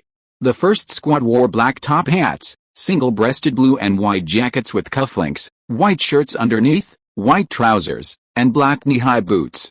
The second squad also wore black top hats, red jackets with black collars, white trousers, and black shoes with over-the-knee boots. They looked like a bunch of cooked lobsters. Paul smiled at the astonished crowd. "Gentlemen," he said, "I told you, uniforms must be smart." Chapter 361 Military uniform must be stylish too. The uniforms must be stylish, the Earl's words echoed throughout the hall. Only stylish uniforms can attract more young men to join the army. Everyone's attention was drawn to the 2 groups of models who had just entered. Indeed, the styles of these 2 sets of uniforms were exaggerated enough, and the colors were bright enough. Look at these soldiers, each one looks like a proud rooster. Paul had put a lot of effort into the new uniforms for the army. In the era of firing squads, morale was very important, and uniforms were a crucial factor in maintaining morale. Referring to his memories from his previous life, and with the help of Winthrop, Paul recreated the military uniforms of Britain and France during the Napoleonic era on Earth. Of course, this so-called recreation should be put in quotes. It was basically equivalent to recreation. After all, that era spanned several decades, and different branches of the military had their own uniforms. Even within the same branch, there would be several sets of uniforms. The Emperor's Imperial Guard cavalry even had 10 different sets of uniforms: combat uniforms, marching uniforms, field uniforms, regular uniforms, duty uniforms, stable uniforms, social uniforms, casual uniforms, parade uniforms, grand parade dress uniforms. It was simply overwhelming. It was impossible to expect Paul, a half-baked military enthusiast, to remember every detail of military uniforms. He could only roughly recreate some common styles based on impressions from movies. Paul's knockoff modern military uniforms truly shocked the natives of this other world, although the shock wasn't what he had imagined. "Paul, are you sure you want our army to wear these uniforms?" his sworn brother, Earl Myron Garnard of Barden, asked hesitantly. Paul countered, "What, do you think my uniform design isn't stylish enough? The colors are vibrant enough, but, is this what you call cool?" Myron scratched the back of his head. unsure how to respond. Paul, somewhat annoyed, said, "Seriously, just get to the point." Melon reluctantly replied, "Well, this style of clothing doesn't seem to exist before. Hey, what's so special about that?" Paul shrugged. "Let's be at the forefront of the times, creating a new trend. Isn't that great?" "Ahem," Melon reminded him, "Northwest Bay isn't a fashion capital like Cape Cod. Wearing these clothes out there will make us look like freaks." Bryce chimed in, "We'll be seen as nouveau riche from the countryside, throwing together the finest fabrics." Paul retorted, "Nonsense. History has proven it. Forget it. Think about it, if we have money or more guns, even wearing tattered burlap will be considered fashionable." Melon shrugged, "That's the problem. We're not rich enough, and our military isn't strong enough, at least not that's how the outside world sees us. So, gentlemen, let's work together. Let's have more money, let's have more guns. Just imagine, our soldiers marching proudly down the road in these uniforms. Everyone will be awestruck by that power," Paul said resolutely. Everyone understood. It seemed the Earl was determined to use his designs. Well, he was the supreme commander of the Arda army, his word was law. "Your Excellency, if I heard correctly, you just said soldier." Logistics Minister Ron noticed a certain word in Paul's words. Paul nodded to him. "Yes, soldier, really?" Everyone in the room was astonished. While the Earl's uniforms were somewhat eccentric in style, they were exquisitely crafted and luxurious, clearly costing a fortune. Although looms existed now, tailors still had to sew the clothes stitch by stitch. They had previously assumed Paul's elaborate designs were for officers. Mr. Winthrop, Ron asked the tailor, "If we were to have these two uniforms mass-produced in civilian workshops, how much would each one cost?" Winthrop counted on his fingers for a moment. "Let me think. Well, according to the prices in our Northwest Bay, each one would cost about 10 to 15 silver coins." 10 to 15 silver coins? The Earl is going to spend that much money on a set of clothes for each soldier? Great Lord of Light. Please save Earl Giles, whose brain is about to explode. You know, even veteran high-ranking officers like Schroeder, Bryce, and Austin only receive a monthly official salary of 5 to 6 silver coins. Of course, they also have additional income from their country estates, and to ensure the officers' loyalty, Paul has also allocated them a large number of shares from the family businesses he has established in recent years. The army's salary is basically icing on the cake for them. If they rely solely on their salaries, would a colonel have to save for 2 or 3 months to buy such a set of clothes? That's insane. And soldiers need to change clothes. Each person certainly has more than one set. My lord, wouldn't you like to reconsider? Soldiers just need clothes to wear. I think their current uniforms are sufficient. Ron felt it was time to fulfill his responsibility as Minister of Logistics, and he cautiously offered his suggestion to Paul. No, Paul rejected him outright, his tone leaving no room for argument. I've said before, those uniforms are just a transition. Once conditions allow, I will have the soldiers dressed in better clothes. Their mere presence will be enough to scare the enemy to death. Paul made the decision, and old Ford, the Grand Steward of the Council, secretly groaned. With the current size of the Arda army, this would mean an additional tens of thousands of silver coins and expenses. Alright, now the general direction was clear. The army uniforms would basically follow the Lord's design. Paul provided 2 basic designs, and after everyone's evaluation, the one with a blue and white color scheme, similar to the French army style, was chosen. Then, at Paul's suggestion, the colors for different units were slightly changed. The army retained blue, the navy changed to white, and the internal guard changed to green. However, faced with the reality of insufficient funds, the Count compromised. In the final design, the quality of the fabric was downgraded several levels, and the soldiers' shoes were changed from full-grain leather boots to short boots with extended overcoats. The government also intended to replace them with the previous linen shoes, but this was thwarted by opposition from high-ranking military officials like Paul and Schroeder, as the quality of the shoes severely hampered the troops' marching ability. Paul announced to everyone, "For this uniform change, I plan to find a contractor through a bidding process." A bidding process? Everyone was puzzled. Paul explained, "Yes, we issue notices to the public regarding the nature, quantity, quality, delivery time, and other requirements of the items we need to procure. Take military uniforms, for example. Clothing workshops in Arda, Berdine, Emden, and even other territories, as long as they meet our requirements, are eligible to become our suppliers. The choice is based on who offers the lowest price and the shortest time. This is called bidding. Bryce questioned. No workshop can handle the work of several thousand uniforms, can they? Paul replied. We can break it down into several bids. We don't put all our eggs in one basket, he added with a smile. It's not just military uniforms. Anything that doesn't involve classified information can be completed with the help of the civilian sector. This will save us a lot of effort and stimulate commercial development. Chapter 362 Reward. The pirates of West Harbor have been wiped out. The incredible news quickly spread throughout the capital, Jingayo, and the people breathed a sigh of relief. Lately, no one dared leave the city, fearing being robbed and killed by disguised pirates. Historically, pirates had a long history of raiding deep inland, and these guys weren't a regular army. They could easily be mistaken for civilians. It's strange, though. What's wrong with the Kingdom of Waldo? Rebellion and pirates, did they offend the Lord of Light? Thankfully, another menace is gone. Harrison Abbott, riding a tall horse, led his soldiers through the west gate of Jingayo, triumphantly entering the capital, enjoying the treatment of a hero. Amidst the cheers of the crowd, beautiful young women showered flowers upon the supposedly still single young general.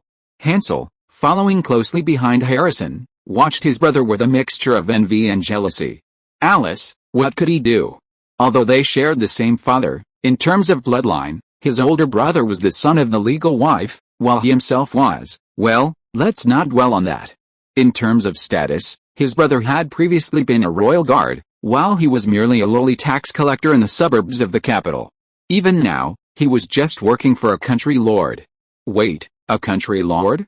Seriously though, Earl Gleman seems to be more than just a simple country lord. He effectively controls 3 earls, and in terms of area and population, even Henry Ferdinand, the head of the noble families of the Northwest Bay, doesn't have as many. Not to mention the various workshops he runs, which are incredibly lucrative. He must be making a fortune from porcelain alone.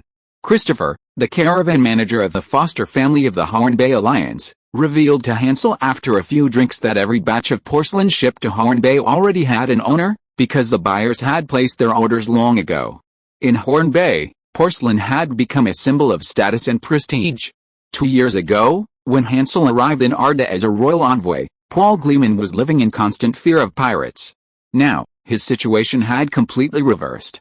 Following such a lord, the future didn't seem so bad after all. Lord Abbot, a shout interrupted Hansel's reverie. Who was calling him? Hansel looked closely. Oh, it was his brother. A man dressed as a royal attendant blocked the advancing procession. He bowed to Harrison on horseback. Lord Abbot, His Majesty commands you to come to the palace immediately for a meeting. Harrison didn't hesitate. Please tell His Majesty I'll be there right away. TCH, His Majesty didn't even mention me. Hansel, feeling dejected, called to his brother, I'll go back first. Harrison grabbed him. What's the rush? You contributed a lot to this battle. Come with me. After instructing the troops behind them to hurry back to camp, the 2 brothers, along with several officers, went to the palace. The king received them in the council hall, the very place where His Majesty discussed state affairs with his ministers, demonstrating the importance he placed on the campaign to eliminate the pirates. Upon entering, they found the hall already packed with people. Important ministers like the Lord Mayor Rupert and the Intelligence Minister Merlin were already present, as was Queen Phyllis. Beside the Queen sat a woman Hansel didn't recognize. Harrison quietly reminded him, that should be Princess Irene. He used should because the woman was veiled. Hansel knew little about the king's youngest daughter. After the Abbott family was estranged from the royal family, his father rarely had contact with core members, let alone him, the second son of questionable birth. Only his elder brother, due to his good reputation, remained in the palace as a guard. He had seen the princess from afar at a festival when he was young, but she hadn't fully grown up then. After that, the little princess went to study at the Academy Tower in Gabella, while Hansel took a post outside Crystal Radiance, and he hadn't seen her since. All the ministers present focused their attention on the Abbott brothers. Hansel tensed under the scrutiny of so many high-ranking officials. Harrison, congratulations on your great victory. You've worked hard this time, the king said, seated on the throne. Thank you, Your Majesty, Harrison said, placing his hand on his chest and bowing to the king. Serving the kingdom is no hardship. Good, very good. The king stroked his beard, satisfied with the former guard's performance, and somewhat regretting not promoting him to general sooner. It was all his unreliable father's fault, that son-ruining scoundrel. Harrison said, "This victory isn't solely my achievement. It was the fleet from the Northwest Bay that defeated the pirate ships, allowing us to operate smoothly on land." He glanced at his brother beside him. "Hansel made the contact for us." The king was even more pleased with him for not taking credit. The king had already read the battle report. Harrison had written it in great detail. Frankly, the battle wasn't particularly remarkable. Harrison had blockaded West Harbor, repeatedly scouted the city, and waited until the Northwest Fleet arrived, gaining a decisive advantage before making his move, a rather conventional approach. However, the king now favored generals who acted with prudence and certainty. The kingdom couldn't afford any more storms. "You two have both done well. Harrison, what reward do you desire?" Harrison replied without hesitation, "Your Majesty, please send me to fight in the south, even as a soldier." The king laughed heartily. "Letting you be a soldier? Heaven will punish me." The origins of these pirates are unclear, but they were most likely sent by Giles. This has served as a wake-up call. We were too careless in our coastal defenses. You will continue to be stationed at West Harbor, strengthening our coastal defenses. In addition, I bestow upon you a royal estate as a reward for your victory." "Yes, Your Majesty." Harrison accepted the king's appointment. Although he didn't go south as he had wished, remaining in the army was still a good outcome. The king looked at Hansel, his voice deepening. "And you, the second son of the Abbott family?" A glimmer of hope appeared in Hansel's eyes as he cautiously replied, "Your Majesty, I wish to remain in the capital to serve, or perhaps also to work in the Southern Army." He had learned that his old rival, Matthew Stolman, had already secured an important position under the Minister of Foreign Affairs, enjoying the minister's favor, and a bright future awaited him.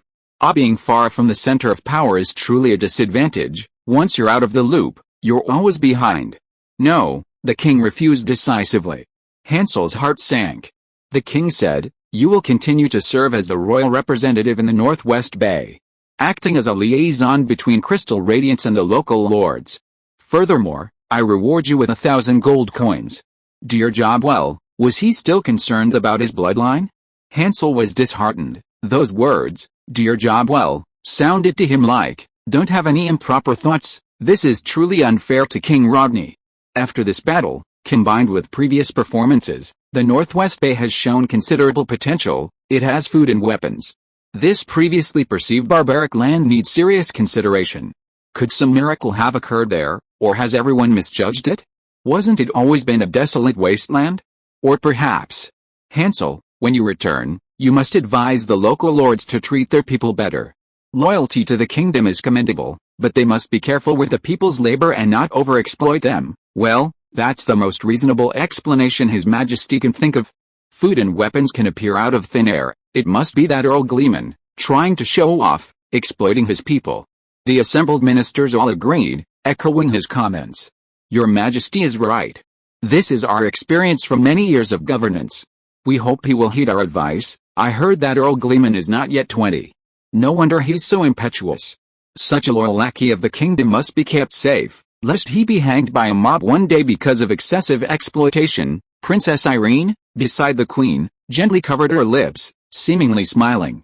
Yes, Your Majesty, I will persuade him. A somewhat discouraged Hansel didn't explain further and simply went along with the conversation. His Majesty nodded, looked around at everyone, and asked, then, what reward should be given to this Earl Gleman? We mustn't let a meritorious official's heart be broken. Gentlemen, do you have any good suggestions? Chapter 363. Let's start an agricultural revolution. King Rodney consulted the assembled officials on how to reward Paul Gleman, and a murmur arose among them. Before any minister could answer, a melodious voice rang out beside the king. Father, how about rewarding Earl Gleman with 10,000 gold coins? This was the little princess's suggestion. Eileen knew Paul was currently short of money. The more he earned, the more he spent. Before the king could reply, the Chancellor of the Exchequer immediately became anxious. This princess truly didn't understand the value of money. He had already objected to the king's earlier monetary reward of Hansel. Even 1,000 gold coins was still money. However, His Majesty had already spoken, and a king's words couldn't be easily taken back. He immediately stood up to stop him. Your Majesty, the situation is critical. Money is needed everywhere, and the rebellion in the south is a bottomless pit. Perhaps another method could be used instead of monetary rewards. The king pondered for a moment and asked the Chancellor of the Exchequer, "Do you have any good ideas?" The Chancellor of the Exchequer gave the Lord Chancellor of the Palace, Rupert, a wink. They had already discussed it. Rupert rose and bowed to the king, suggesting, "Your Majesty, we have carefully examined the history of the Gleman family. A century ago, this family was exiled to the Northwest Bay for their involvement in the struggle for the throne, and they remain imprisoned, without the right to grant any vassals. Your Majesty might consider pardoning the Gleman family's crimes and restoring their rightful power as lords. For a true nobleman, there is no greater reward than the honor he deserves." Eileen, standing nearby, was inwardly scoffing. Pshaw, Paul was doing just fine without vassals, while his sworn brother, Myron, was nearly killed by his own vassal. And the royal family itself had been humiliated by their vassal, Giles. However, King Rodney was quite pleased with Rupert's proposal. He slapped the armrest of his throne, beaming, and said, "That's right. For a true nobleman, nothing is more important than honor." Brilliant.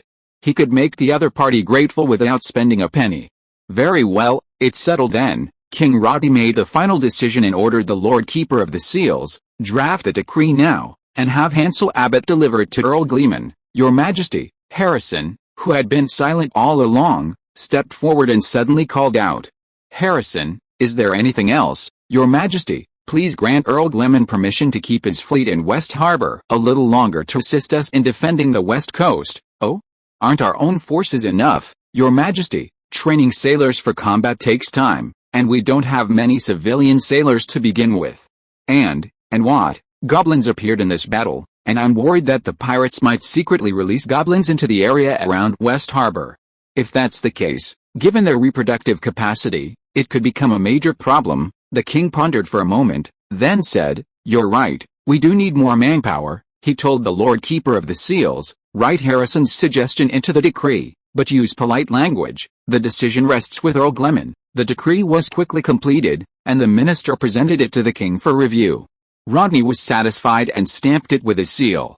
The next day, Hansel, carrying the king's decree, rode north at full speed with his servant Talman. In the warehouse of the machinery factory in Lakeside, Paul was enthusiastically touring the agricultural machinery products with several lords from neighboring territories.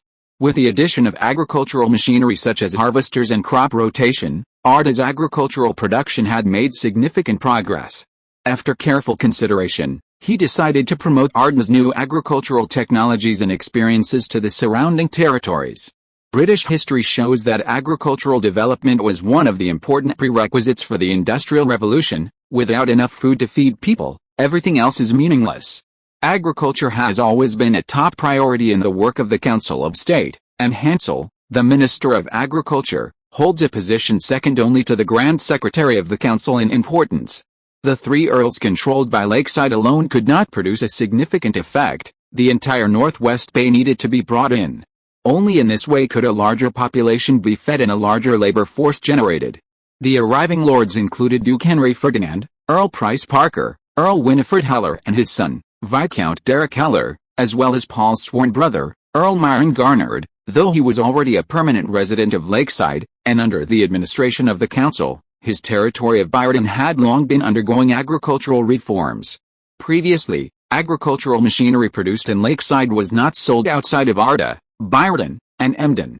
This was partly to maintain Arda's technological advantage, and partly because patent laws didn't apply outside these three territories, and Arda's lordly courts had no jurisdiction. "What, didn't you say you'd wait until the customs union was established before selling them abroad?" Henry Ferdinand, now Duke of the Northwest, asked Paul while examining the harvester before him. Manda, the Ferdinand family's direct territory, was a major agricultural domain. Having the goods in this warehouse would be a tremendous boost. Customs union, Paul smiled wryly. The mere mention of it was perplexing. He asked the crowd, "And you?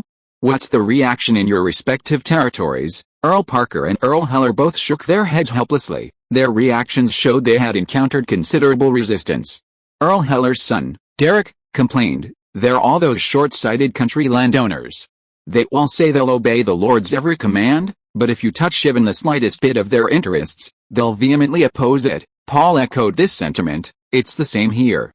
This alliance will probably take several more years, for the Lords present, Collecting taxes was the same regardless of whether it was commerce or agriculture.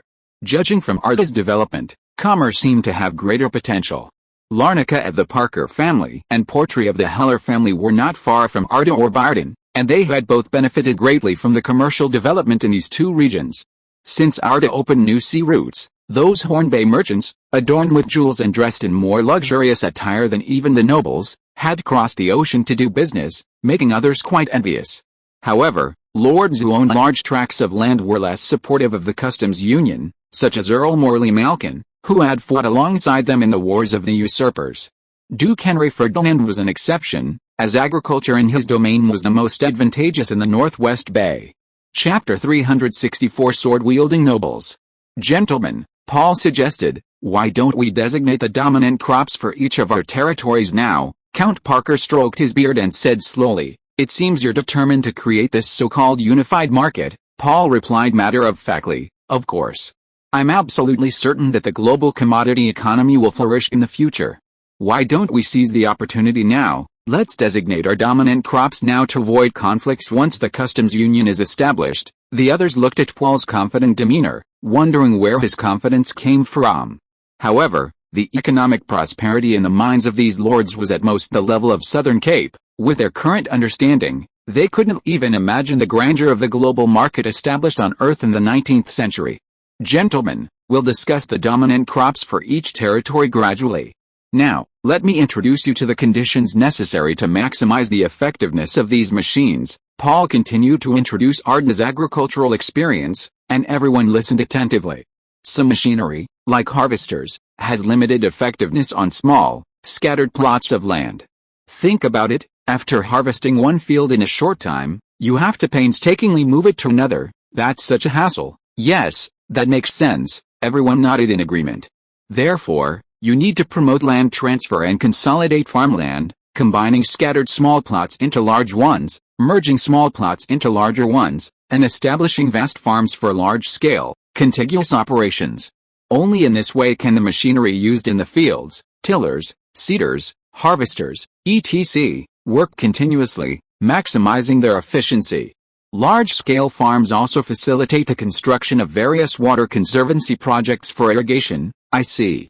It seems that consolidating farmland is imperative. Henry slapped his palm, and the others nodded in agreement. Gentlemen, Paul patted his chest confidently, I guarantee that the production efficiency of the large-scale farm model is far superior to the intensive cultivation of small plots of land. Planting management, costs, and profits are all significantly better than individual farming. The value produced by one laborer is equivalent to that of several people under the traditional model. Why was Paul so confident? Because he was the largest farmer in Arda. After consolidating a large amount of land and applying mechanized farming on a large scale, he had freed up a large labor force, which he then sent to work in various newly built factories. Of course, an important prerequisite is, the workers must possess high qualifications. Regarding this, Your Excellency, Paul was about to boast when he was suddenly interrupted. Baron Abbott is back. He has important matters to discuss with you. Guy Burns, the head of the machinery factory, led over Hansel, whom they hadn't seen in a long time. It had been over 2 months since Hansel had left. Oh, Hansel, you're back. Do you bring me good news of the fleet's victory? Actually, Paul had already learned of the Southward Fleet's resounding victory against the pirates via carrier pigeon. Otherwise, he wouldn't be so calmly leading the other lords on a tour of agricultural machinery. The navy was an arm of Arda, and Tirpitz had taken away most of the warships usable for combat. Your Excellency, you guessed it right. Hansel approached the group and bowed. Greetings. Lords, our fleet defeated the invading pirate fleet near Westport on January 29th. 8 enemy ships were captured, and 10 fled south.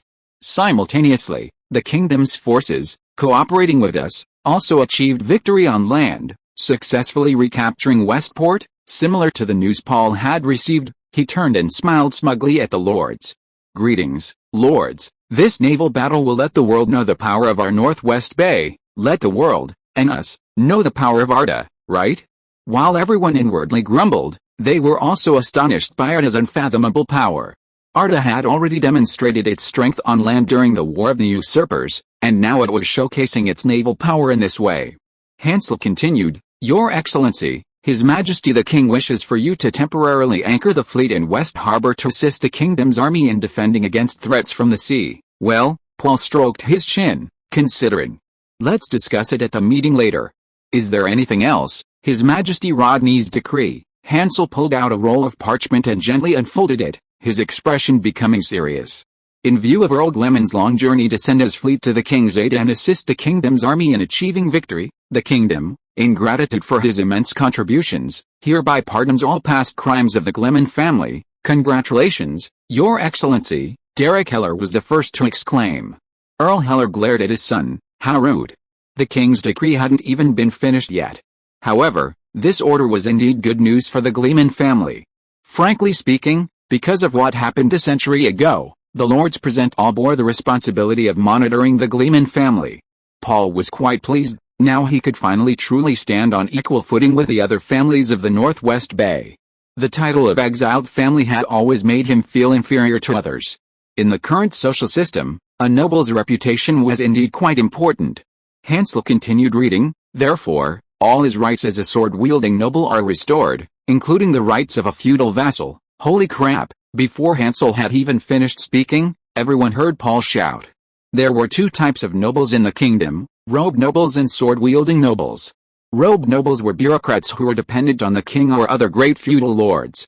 They were granted titles by their lords for their merits or hard work and enjoyed the various privileges of being a noble, but they did not have fiefdoms. Some robed noble titles were hereditary, some were not, and some decreased with each generation. Sword-wielding nobles were feudal lords other than the king. They were the pillars of the vast feudal system of the Kingdom of Waldo, the true holders of power.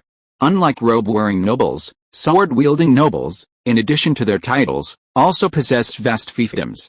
Their titles generally came from great military achievements. Strictly speaking, only such nobles were qualified to be called lords. A lord had absolute authority within his fiefdom, even the king's orders were subject to some degree of deference there. Moreover, their titles were passed down through generations without diminishing, in Chinese terms, hereditary. Sword-wielding nobles also possessed a power that robe-wearing nobles lacked, the ability to form their own many kingdoms and appoint lower-ranking nobles. Whether sword-wielding or robe-wearing, thus creating vassals. Holy crap, what did that mean? No one could guess, it sounded like an exclamation. Perhaps Earl Gleman was too excited? After all, having the power of a feudal vassal was essential to being a qualified lord. Congratulations. Congratulations indeed. If you are listening to this novel on a channel other than Fanfic World, it means it was downloaded and re-uploaded without effort. We warmly invite you to visit our channel, Fanfic World. There you will find the original version of this story and many other novels of various genres. We look forward to seeing you dive into a world of incredible novels. Chapter 365. Is this a coup attempt? Just when everyone thought Paul should be overjoyed, they saw the dignified Earl of Arda with a bitter expression. Earl Gleman, Earl Parker called out curiously. There was no response. Myron Gardner, however, roughly guessed what Paul was thinking. He nudged his sworn brother with his elbow. Paul, the king's decree. Paul snapped out of his reverie, finding Hansel looking at him strangely. The Gleman family thanks His Majesty the King for his grace. He immediately knelt on one knee, respectfully accepting the parchment. Grace? This was clearly just adding to the chaos. Paul hoped to establish an efficient administrative system, one that could communicate effectively from top to bottom, and ensure smooth execution of orders. This relied on highly qualified civil servants at every level, not a bunch of local tyrants who thought they were above everyone else.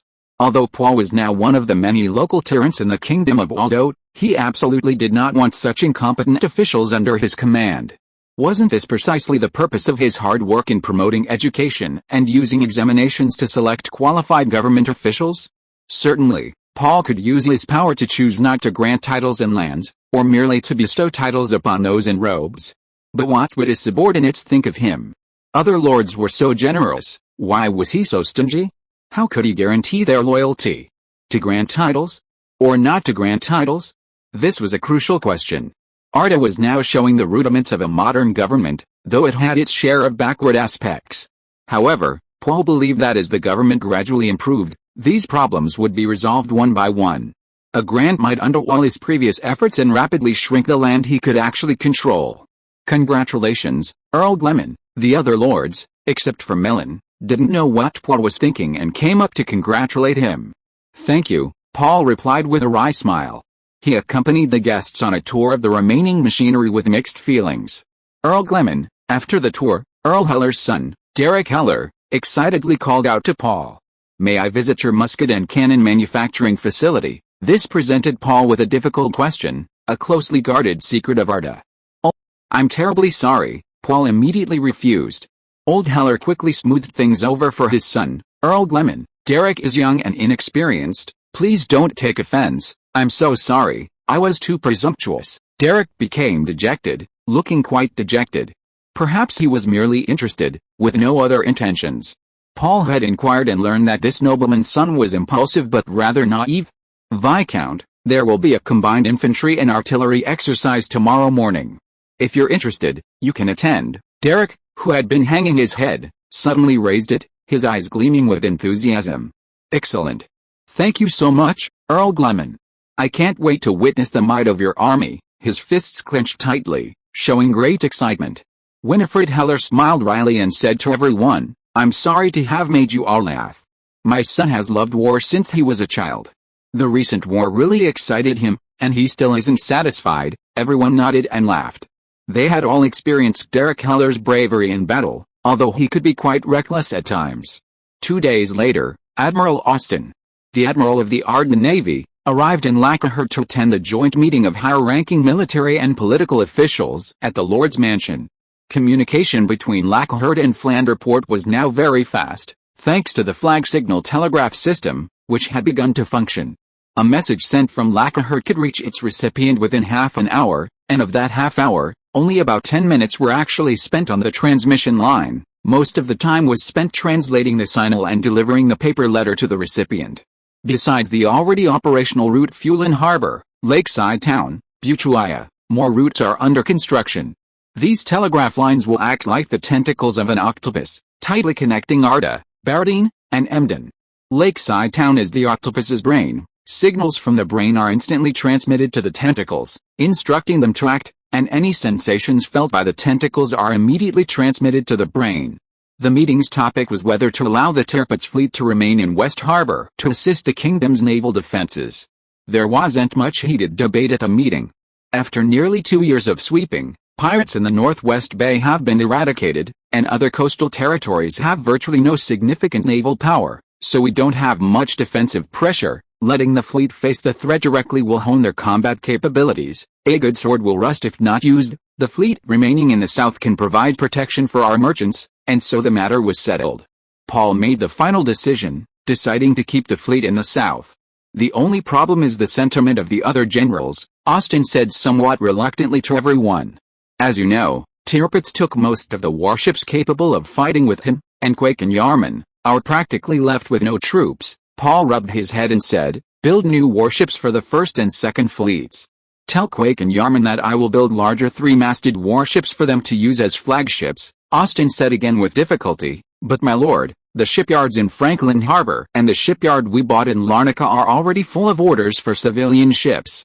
It will probably take several years to build new warships." Paul waved his hand, "Then build a third shipyard. Steward Ford, the State Council will be responsible for building the third shipyard. If the finances are tight, we can raise funds from the public by issuing securities on the stock exchange. Profits can be distributed, but management must remain in our hands." "Yes, Earl." Old Ford nodded and noted it down. Austin beamed with delight. "Then on behalf of the entire Navy, I thank your Excellency the Earl. Just you wait and see, in a few years, from Franklin Harbor to West Harbor, the fish in the sea will leap out and shout 'Long live Gleman.'" The matter was settled, and Paul adjourned the meeting. However, no one in the room stood up. Paul looked around and, apart from Old Ford and Schroeder, 2 of the older men who were resting with their eyes closed, everyone else was casting eager glances at him. Those were hopeful glances. Those were pleading glances.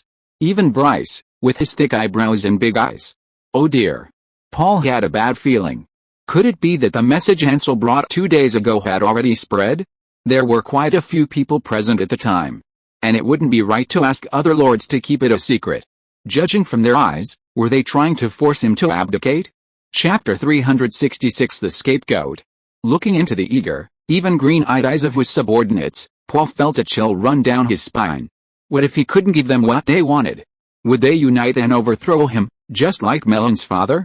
The people in the state council were manageable. After all, they were civil servants, and a bunch of honorary titles and some material rewards could easily appease them.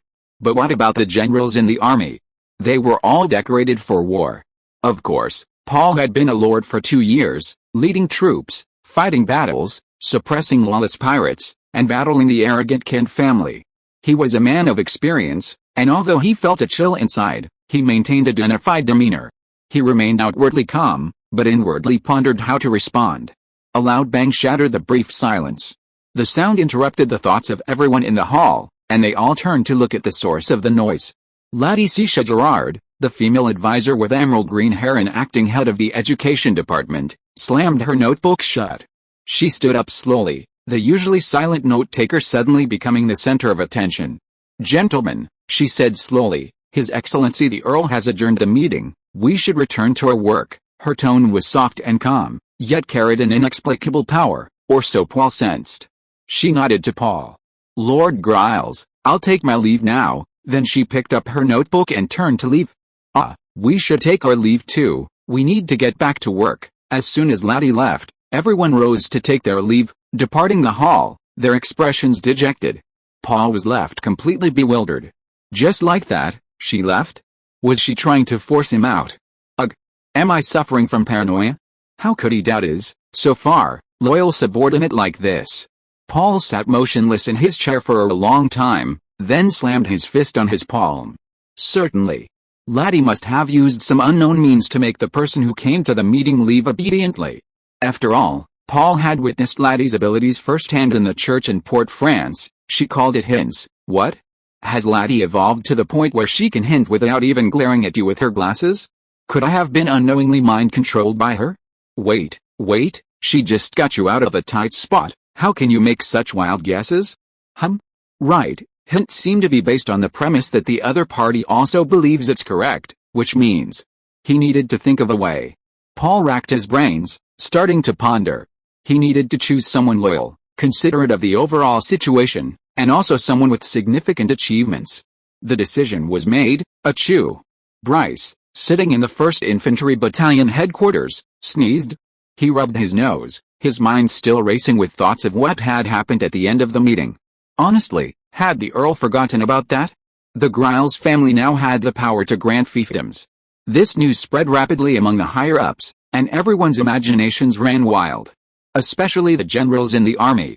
Not to mention that more than half of the senior officers were hereditary knights of the Giles family. They had all rendered great service since the Earl's accession. Eliminating pirates, quelling the Barden rebellion, defeating the menacing Kent family, a series of wars had effectively expanded the population and territory controlled by the Giles family several times over. This could certainly be considered territorial expansion, right? The most appropriate reward for such merit was naturally to grant a fiefdom to a meritorious official. A sword-wielding noble. Even someone like Bryce had his eye on it. Before, they were merely a group of unrecognized wild knights. Now, they could skip that step and be promoted to true nobles. I'm not greedy, he thought. Just the 5 villages near the manor and that grove of trees will suffice. A title? Just a viscount? No, just a baron will do. One should be content. Hey, the thought of having land and a title that could be passed down through generations filled Bryce with excitement. Not only would it benefit his descendants, but even the ancestors of the older family would be honored, and his family could proudly compile their genealogy. With the land, he would continue to serve the Earl, attending to his every need. And when he grew old, he would return to his land to live out his days in peace. Every day, he would be free and unrestrained, with falcons and hounds, bullying men and women. Delete that last part. What a idyllic life. Report. The guard's voice interrupted Lord Bryce's beautiful daydreams. Come in. Butler Philip from the Lord's Manor has arrived and says he wishes to see you. What? Quickly, please come in. The elderly butler, with his graying hair but still sprightly spirit, was quickly ushered into the office. Bryce rose to greet him. Oh, Butler Philip, couldn't you have just sent someone to fetch me? I would have made sure to be there immediately. Old Philip adjusted his glasses and smiled. It was the Earl who sent me personally. Oh? Is there something important the Earl has to discuss? Nothing particularly important. He would like to invite you to the Lord's Manor for dinner at 7 p.m. Is that so? I would be honored. Is anyone else here? Philip shook his head. No, as far as I know, you are the only one invited. What? Bryce was somewhat surprised, but he immediately understood. Please tell the Earl that I will be there on time. After respectfully seeing the old butler off, Bryce's mind was in turmoil. Lord Griles invited me alone. What is he planning? He pondered deeply. Could it be about the reward? Lord Gleman didn't summon anyone else, only me. Bryce felt another surge of excitement. That's right, when it comes to the true backbone of the Gleman family, besides old Ford, it's him. Even Cecil has to come second. Bryce was quite confident about this. I am the Earl's loyal dog. He always held this conviction. He immediately sent someone home to inform him he wouldn't be home for dinner that night, and then began meticulous preparations. Crack, crack, accompanied by the sound of metal scraping, a strangely dressed person entered the gates of the Lord's Manor. The reason for the strangeness was that the newcomer wore a complete set of knight's armor, the kind that completely covered him from head to toe.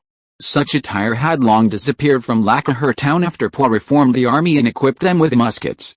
The current Alda army also had metal armor, such as breastplates and helmets, but it was much lighter. Even more outrageous was the large red cloak draped over the newcomer's back. He looked like a character straight out of a chivalric romance novel. The guards of the Lord's Manor thought to themselves. Just as they stepped forward to question him, the knight removed his hooded helmet. Lord Bryce. Chapter 367 The Scapegoat 2. Clang. Clang, the sound of metal scraping against metal echoed through the dining room. Paul looked at the battalion commander of the 1st Infantry Battalion, who was clad in full armor, with some surprise. Bryce, what's this? Oh, Your Excellency. Bryce knelt on one knee to pay his respects, but having not worn the armor for a long time, he was a little unfamiliar with it and struggled to stand up. I'm simply fulfilling the duties of a nobleman's retainer. As your former military commander, it's my duty to always be in armor to protect my lord from any possible threats. Paul was both amused and exasperated, and gestured for him to sit down at the table. Soon, butler Philip directed several servants to set out delicious dishes. Paul instructed, you may all leave now. I need to be alone with Lieutenant Colonel Alder for a while. Old Philip obeyed and led the servants out of the dining room. Bryce raised an eyebrow. It seemed the Earl's visit tonight was indeed more than just a meal. After the servants' footsteps had completely faded away, Paul picked up a bottle of wine, filled his glass, and then walked over to Bryce. Bryce, let's have some wine to whet our appetites, he said, pouring wine into Bryce's glass. Seeing the Earl personally pouring him wine, Bryce quickly stood up, but Paul pressed him down. Sit still, you're my guest tonight. Thank you, Your Excellency. Bryce was both nervous and excited, and could barely speak. Paul returned to his seat, raised his glass, and said, come on, let's drink this. Bryce quickly raised his glass as well, and their glasses clinked together with a crisp sound. After finishing their drink, Paul refilled both their glasses, prompting Bryce to thank him profusely again. The two then ate and chatted. As they chatted, Paul casually asked, Bryce, the Alder family has served the Griles family for quite some time now, hasn't it? Yes, Your Excellency, Bryce quickly replied. It started with my great-grandfather's generation. Ah. I've been so indebted to Your Excellency's family, I truly feel indebted. Haha, Bryce, you're too modest. Leaving aside your ancestors, just look at you alone. You've helped me out of many troubles and rendered great service. Not at all, Bryce feigned apprehension. It's nothing. Truly nothing. Besides, it's all my duty and obligation as your retainer. I believe you are the most meritorious of all my subordinates, even surpassing Scrutter, who holds a higher position. This, Bryce was speechless. How could I dare compare myself to Lord Scrutter? Lord Scrutter is a true knight. Paul waved his hand vigorously. No, I don't care about titles or positions here, I only care about actual merit. Actually, Paul was being a bit dishonest about this. Back when they were suppressing the pirates, in the second battle against Quake, if Scrutter hadn't acted decisively and stopped the rout, this book would have been left unfinished. Moreover, Scrutter had served in the kingdom's Northeast Army Corps and was the only person in Arda with genuine military experience. He was the one who perfected the then ragtag Arda army, who was essentially a makeshift force.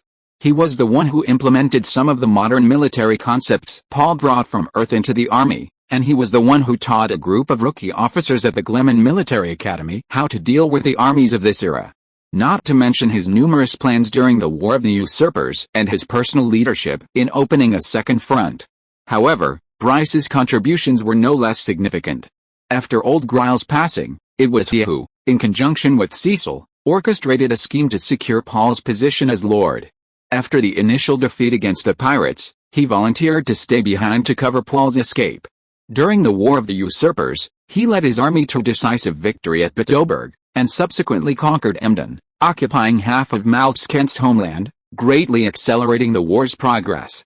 The victory at Bittoburg was particularly important. It was the first battle in which the Arda army demonstrated its strength to the outside world, instantly shading Arda's image as a weakling in the eyes of the lords of the Northwest Bay and establishing its military might. Their contributions were arguably equal, difficult to distinguish. Come. Cheers to your achievements. Paul raised his full glass. Haha.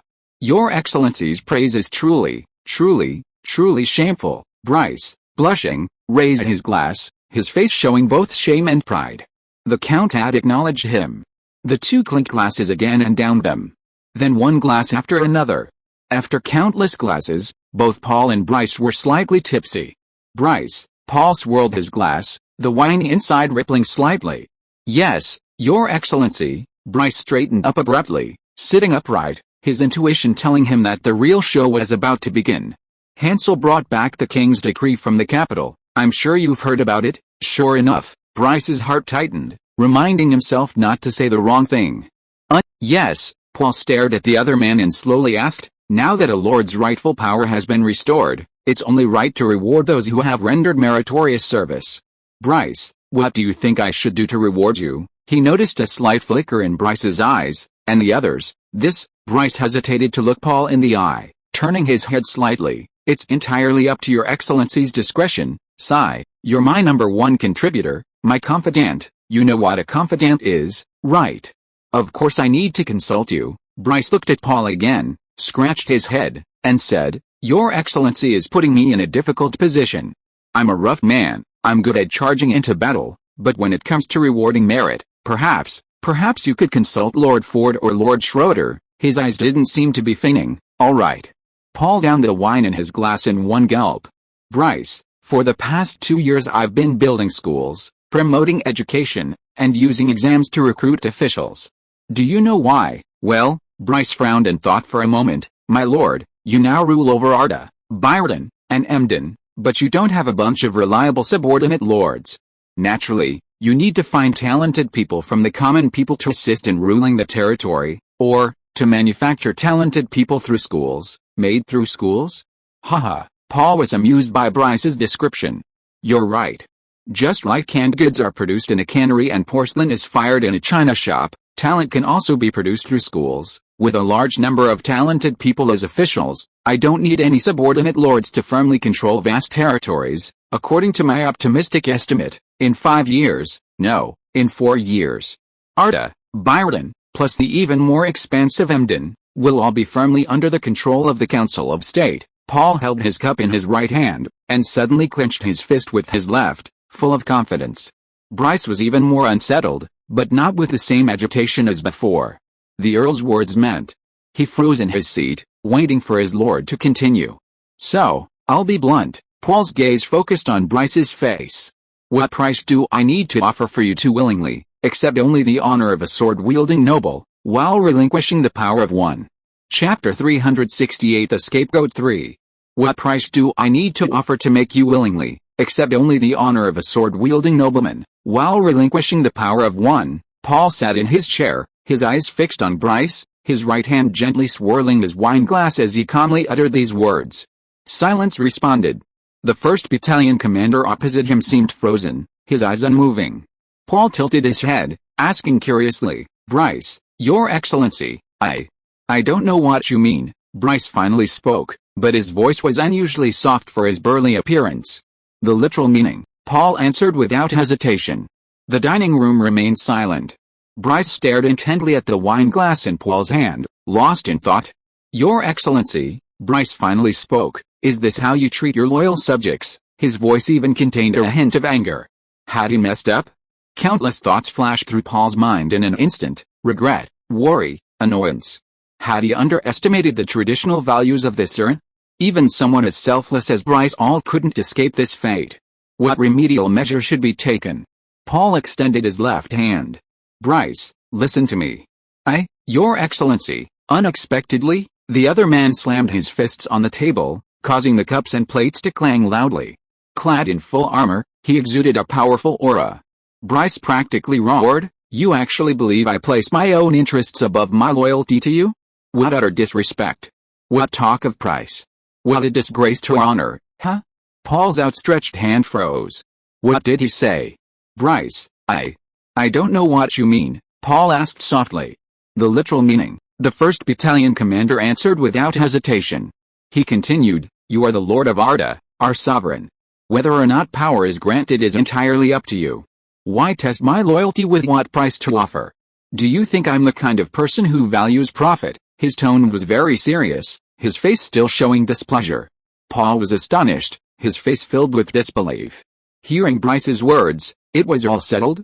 Was the process really that smooth? It made him seem like he had been worrying unnecessarily.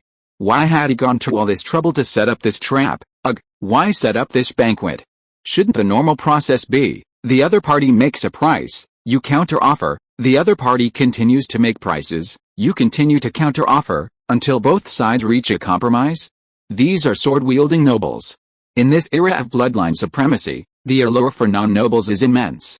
With their own title, their own territory, they could rule behind closed doors, and no one could interfere. To not sell something that gold couldn't buy for a good price, it's just, I really don't know what to say.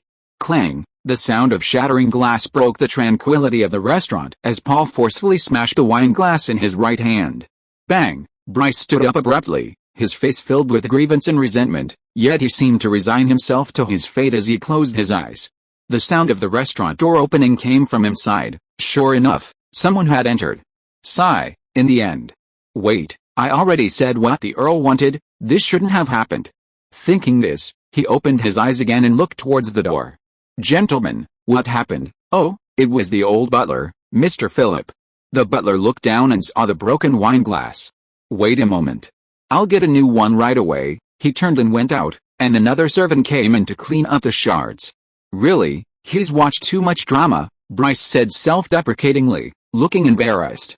He looked at his master and saw that the Earl was very agitated. It turned out that smashing the glass was due to his excitement. The Earl apologized. It was my fault, judging a noble knight with the petty mind of a villain. But what did you mean by drama? Bryce, extremely embarrassed, laughed and waved his hands. Haha, it's nothing, as long as your excellency doesn't doubt my loyalty. With a snap, Paul snapped his fingers crisply. We absolutely cannot let honest men suffer. Someone. Bring the map. The unfinished dishes were quickly cleared away, and a huge map was placed on the table. Bryce looked at the map. It was a preliminary version drawn based on information brought back by various surveying teams. The preliminary map included the 3 Earls of Arda, Byron, and Emden, with many incomplete and blank areas, but several important towns and the roads between them had been drawn. Thanks to the use of advanced surveying methods, the accuracy was far superior to the old maps drawn by people based solely on intuition and estimation. The Earl then took a pencil and began drawing circles on the map.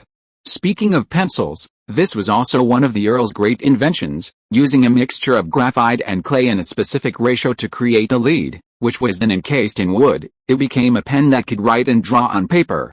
Compared to the traditional ink-filled quill pen, the beauty of the pencil lay in its non-permanent marks, which could be erased with breadcrumbs. The pencil was an instant hit with all sorts of people, from teachers and students to military officers, who could finally draw freely on maps without restraint. Paul stopped working on his pencil and exclaimed, I've decided.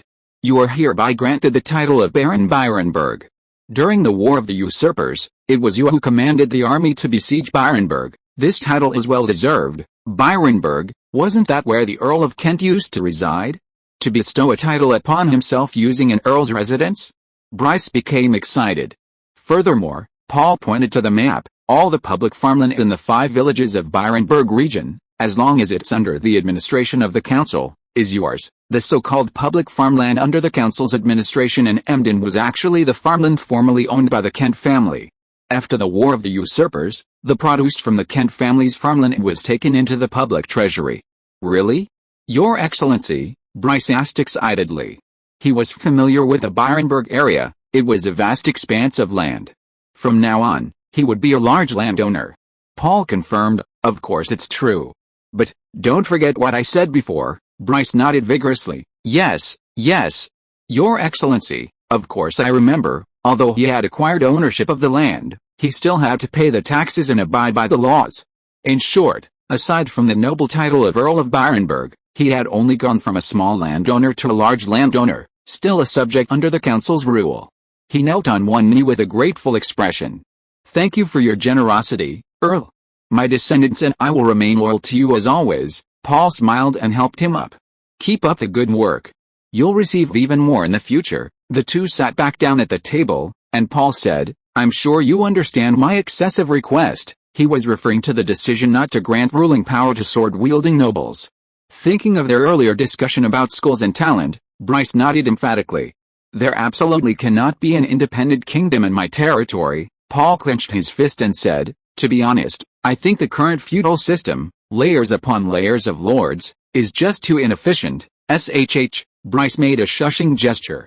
My lord, don't say this publicly, Paul stammered. Let's talk about this privately, Bryce asked worriedly. My lord, I've thought of a problem. I can accept this myself, but it's hard to say about others.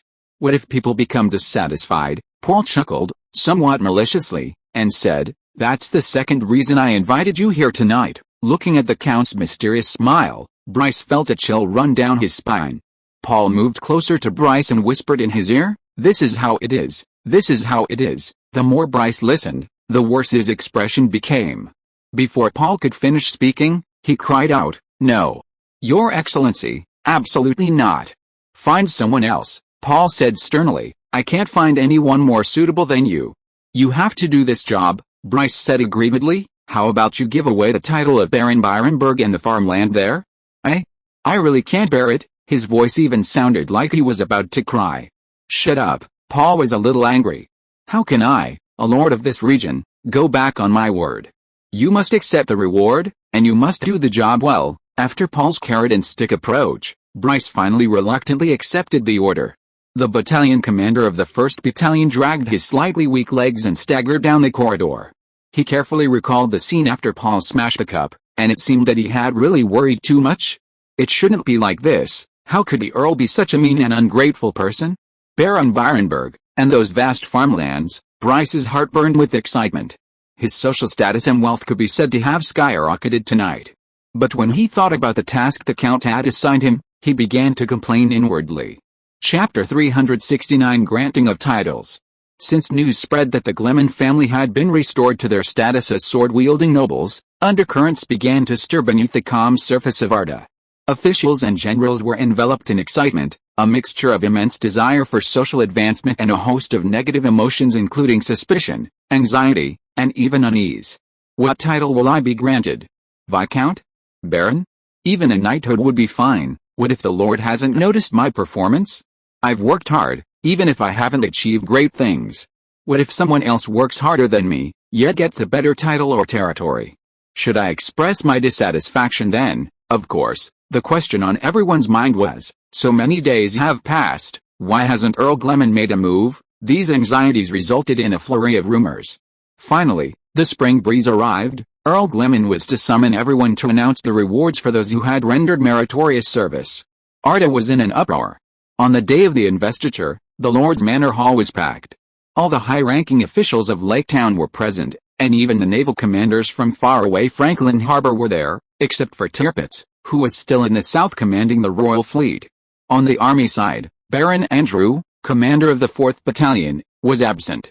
He was stationed in Emden with his own troops, and as a vassal of the Garnered family, he was already a sword-wielding noble with his own land. Gentlemen, Paul shouted from his lord's seat. I'm sure you've been waiting anxiously these past few days. Now, you will finally receive what you deserve. Everyone answered in unison, it's entirely up to your excellency. Everyone was serious, and everyone's eyes were clear. The real moment of decision had arrived, and it was precisely at this moment that one had to appear indifferent to worldly desires. Paul ordered a map to be hung up, the very map he had looked at with Bryce that night. Bryce Alder, the Earl called out the first name. He was about to begin the investiture. This puzzled some.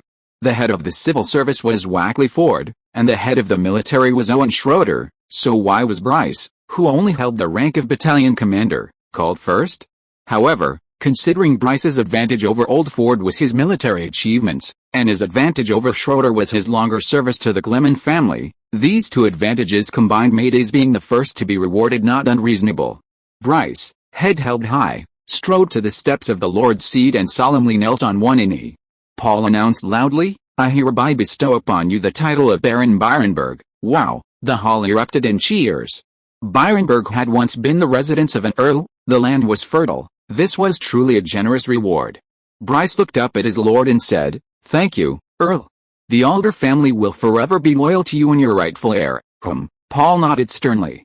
Just when everyone thought Bryce was about to step down, they found him kneeling on the ground, refusing to rise. Some were indignant. Wasn't this guy satisfied yet? "Really, don't block the Earl's bestowal of titles upon us," Paul asked with a puzzling look. "Bryce, is there anything else?" Bryce replied loudly, "Lord Gleman, I have a request, and I hope you will grant it." Damn. We knew this guy wanted to grab as much as possible. This was what many people were thinking. He's already the Baron of Byronberg and still not satisfied? Appearances can be deceiving. This guy with thick eyebrows, big eyes, and an honest, simple demeanor. "Your Excellency, I am honored to accept the title of Baron of Byronberg, but please allow the government to continue to govern the lands of Byronberg." See? We knew this guy. What? Did I hear that right? The people in the hall were stunned, staring at Bryce in disbelief.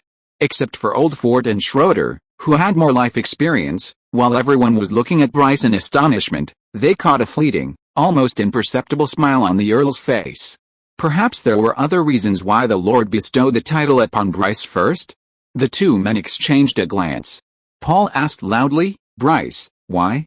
"Becoming a lord is something many people dream of." Bryce stood up and answered proudly, "My lord, firstly, it's due to my own limitations in ability and energy.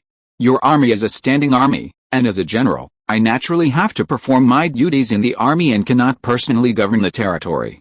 If I were to abandon my responsibilities as a battalion commander and go to my own territory, wouldn't that be disloyal to you? And I don't have reliable people under my command to govern in my place.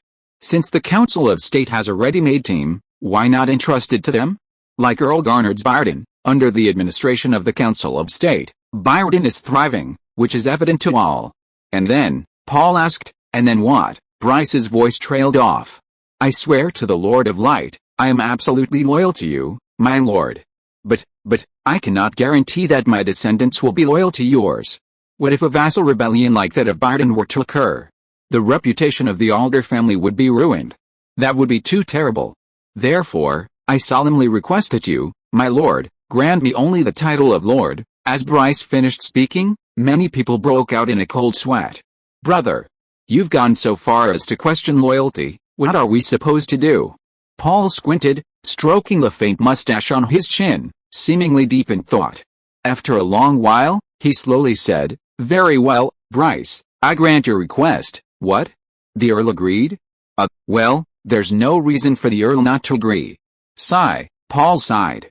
"Your family has been loyal to the Gleman family for 3 generations. Even if you don't accept the administrative power over the land, you must accept the economic rights. Here's what we'll do. All the public farmland in the Byronberg area that originally belonged to the Council of State is yours. This." "Your Excellency," Bryce seemed to want to say something more. Paul frowned, somewhat angrily saying, "What? If you don't accept, I won't be happy." "All right, thank you for your reward, Your Excellency." Bryce knelt down on one knee again to express his gratitude, and Paul finally smiled broadly. "Wackley Ford," Paul called out the name of the chief steward of the Council of State. Old Ford stepped forward and knelt on one knee, and Paul quickly asked him to stand up. "Although you inherited the title of Baron from your relatives, you are merely a robed nobleman. I am now promoting you to Viscount. Although you have no military achievements, you have been very busy managing the Council of State affairs and your contributions are significant. Therefore, I also grant you the fiefdom of Red Rock Town." "Thank you, Earl." Old Ford expressed his gratitude, then raised his head and said, "However, I also request that my fiefdom continue to be under the jurisdiction of the Council of State Affairs. What? Another one? The people in the hall groaned inwardly again. Old Ford went on, but the core meaning was similar to Bryce's. Everyone began to complain inwardly. You are all so noble, but where do you put us? This territory is starting to become a hot potato. Those who thought this were mostly military generals. The officials of the Council of State Affairs, on the other hand, looked on calmly as if watching a show. They had always felt that they could only be robed noblemen. When Old Ford was granted the fiefdom, a small hope arose in their hearts, but the steward's refusal extinguished that flame of hope. Chapter 370 The Division of Power 2. Haha. This old steward is really savvy, Paul nodded inwardly. He's a shrewd old man, no doubt he'd seen through Paul and Bryce's charade. By naming Bryce first for a fiefdom, Paul was gambling on whether others would follow suit and relinquish their administrative power. Since Bryce was the first to be granted a fiefdom, it meant he ranked first in the Lord's eyes in terms of overall merit. If someone like that willingly surrendered power, others would have to think twice. But if the second person didn't grasp this meaning, Bryce's demonstration would be greatly diminished, making it difficult to continue. What could Paul do then?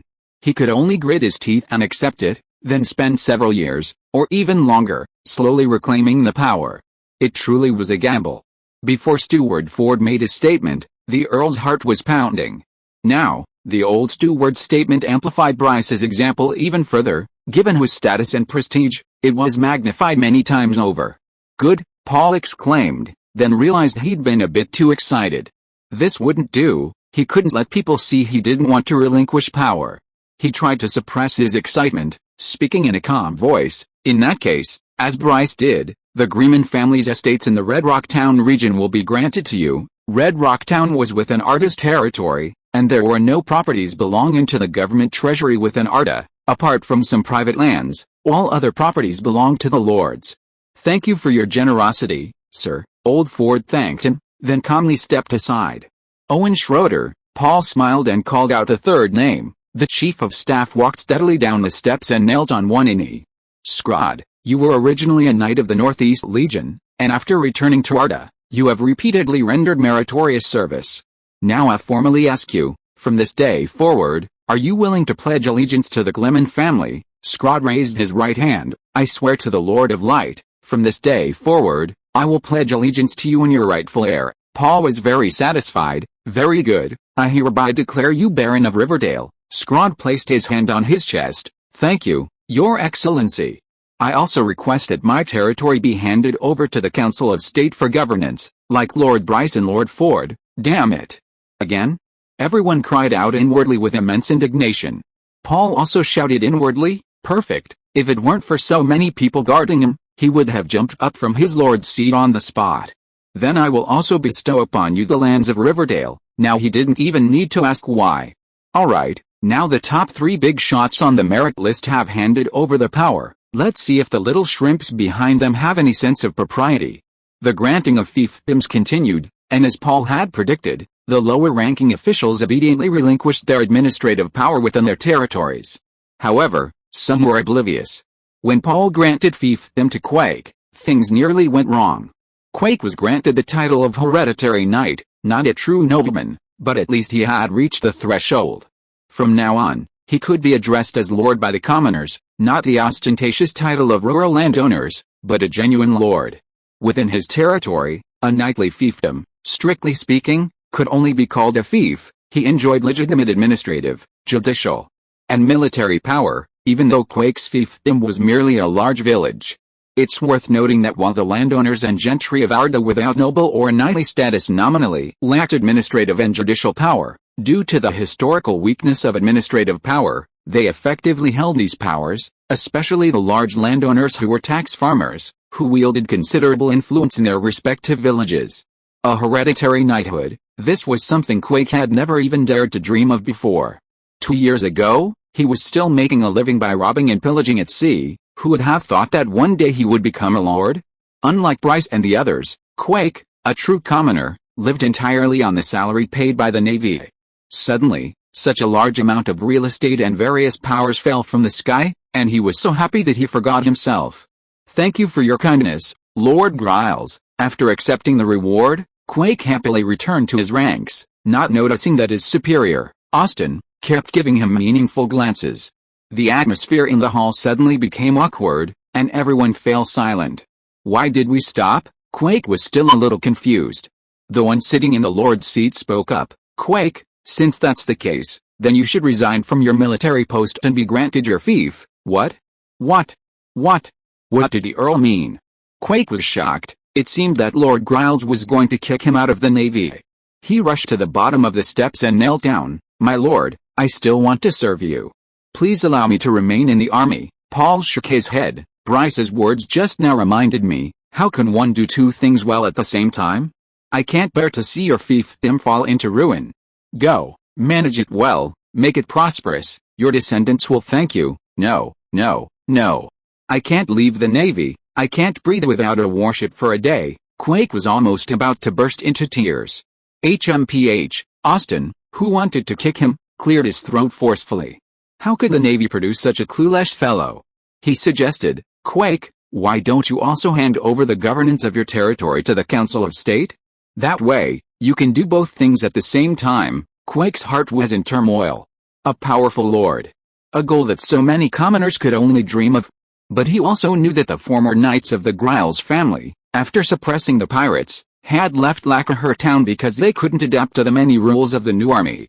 They remained loyal to the Griles family, swearing to return whenever summoned.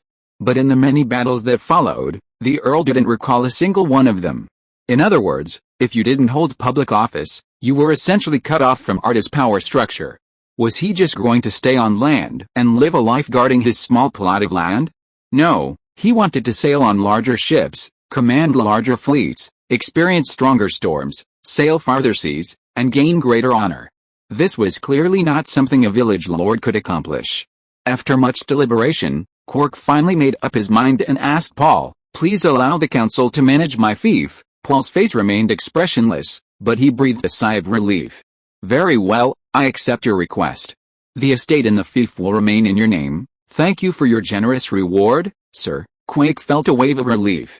Well, at least he hadn't suffered any economic loss.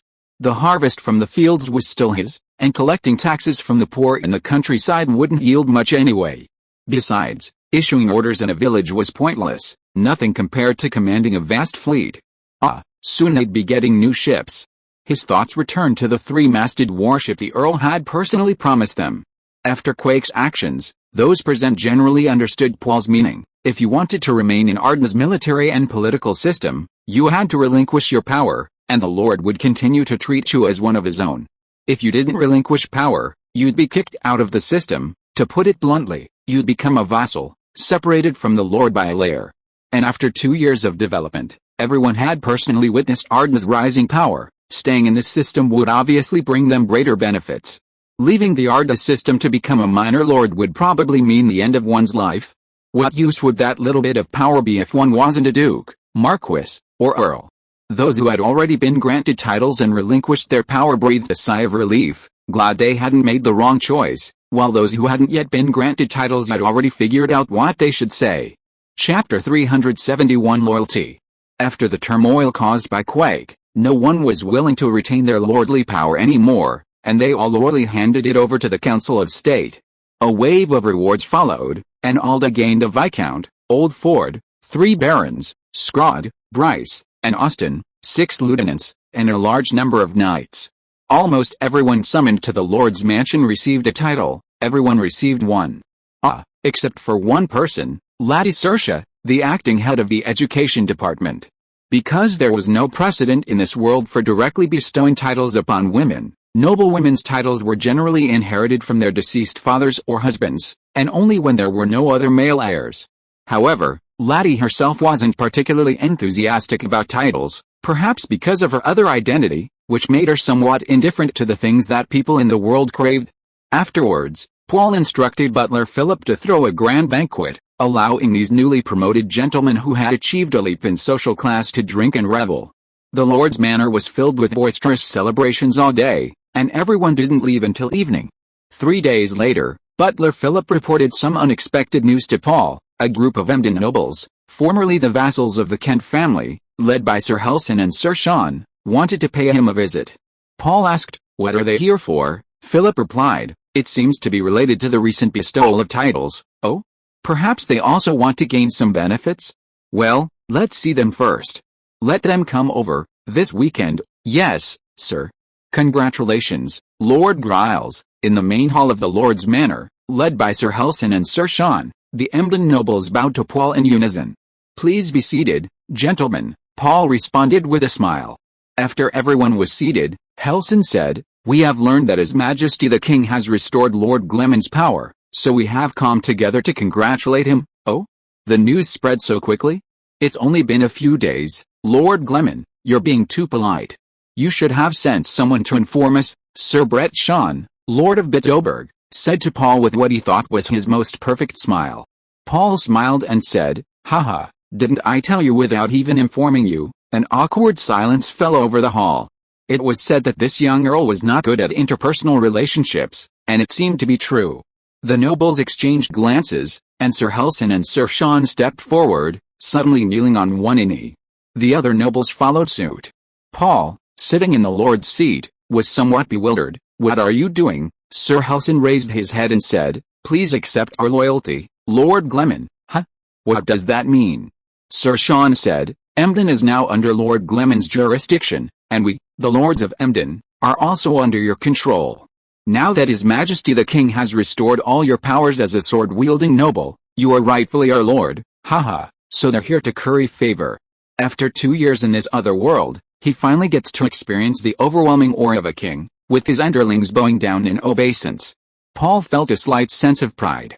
His eyes darted around, and he stood up, extending his hands in a gesture of supplication. "Good, good, good. I accept your loyalty. Rise. From this day forward, you are the official vassals of the Gleman family, regardless of their true intentions." Why not have a large group of followers? The crowd was somewhat surprised. Was it really that simple? Traditionally, there should be a solemn ceremony, with several earls from the surrounding area as witnesses, and everyone swearing an oath to the Lord of Light to dedicate everything to their new lord. That would be a proper procedure. While one could sense Earl Gleman's delight, agreeing so casually seemed too frivolous and undignified. To put it bluntly, it felt like offering a warm welcome only to be met with a cold shoulder. Seeing the bewildered crowd, Paul cleared his throat and said, "I roughly guess what you're thinking, but I've never liked tedious matters. As long as your loyalty is genuine, why bother with empty formalities?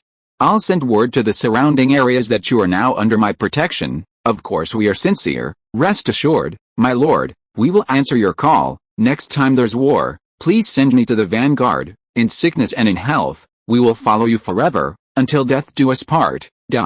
A commotion erupted in the hall as the lords swore oaths, each one seemingly incredibly excited. "Good, good. I see, you are all sincere." "Haha," Paul responded happily to the lords. Of course, in his heart, he wasn't entirely convinced. Until death do us part? Maltzkent had only been dead for half a year, right? The Maltzkent family still maintained a long-standing, even century-long, relationship of mutual benefit with these vassals, relying on marriage alliances and other means to sustain it. Paul, however, could only offer them an empty promise of protection. In a real war, it would be nothing more than firing a couple of shots into the air to justify the emperor's salary. Expecting them to lead troops into battle was a given. They'd be lucky if they didn't stab them in the back.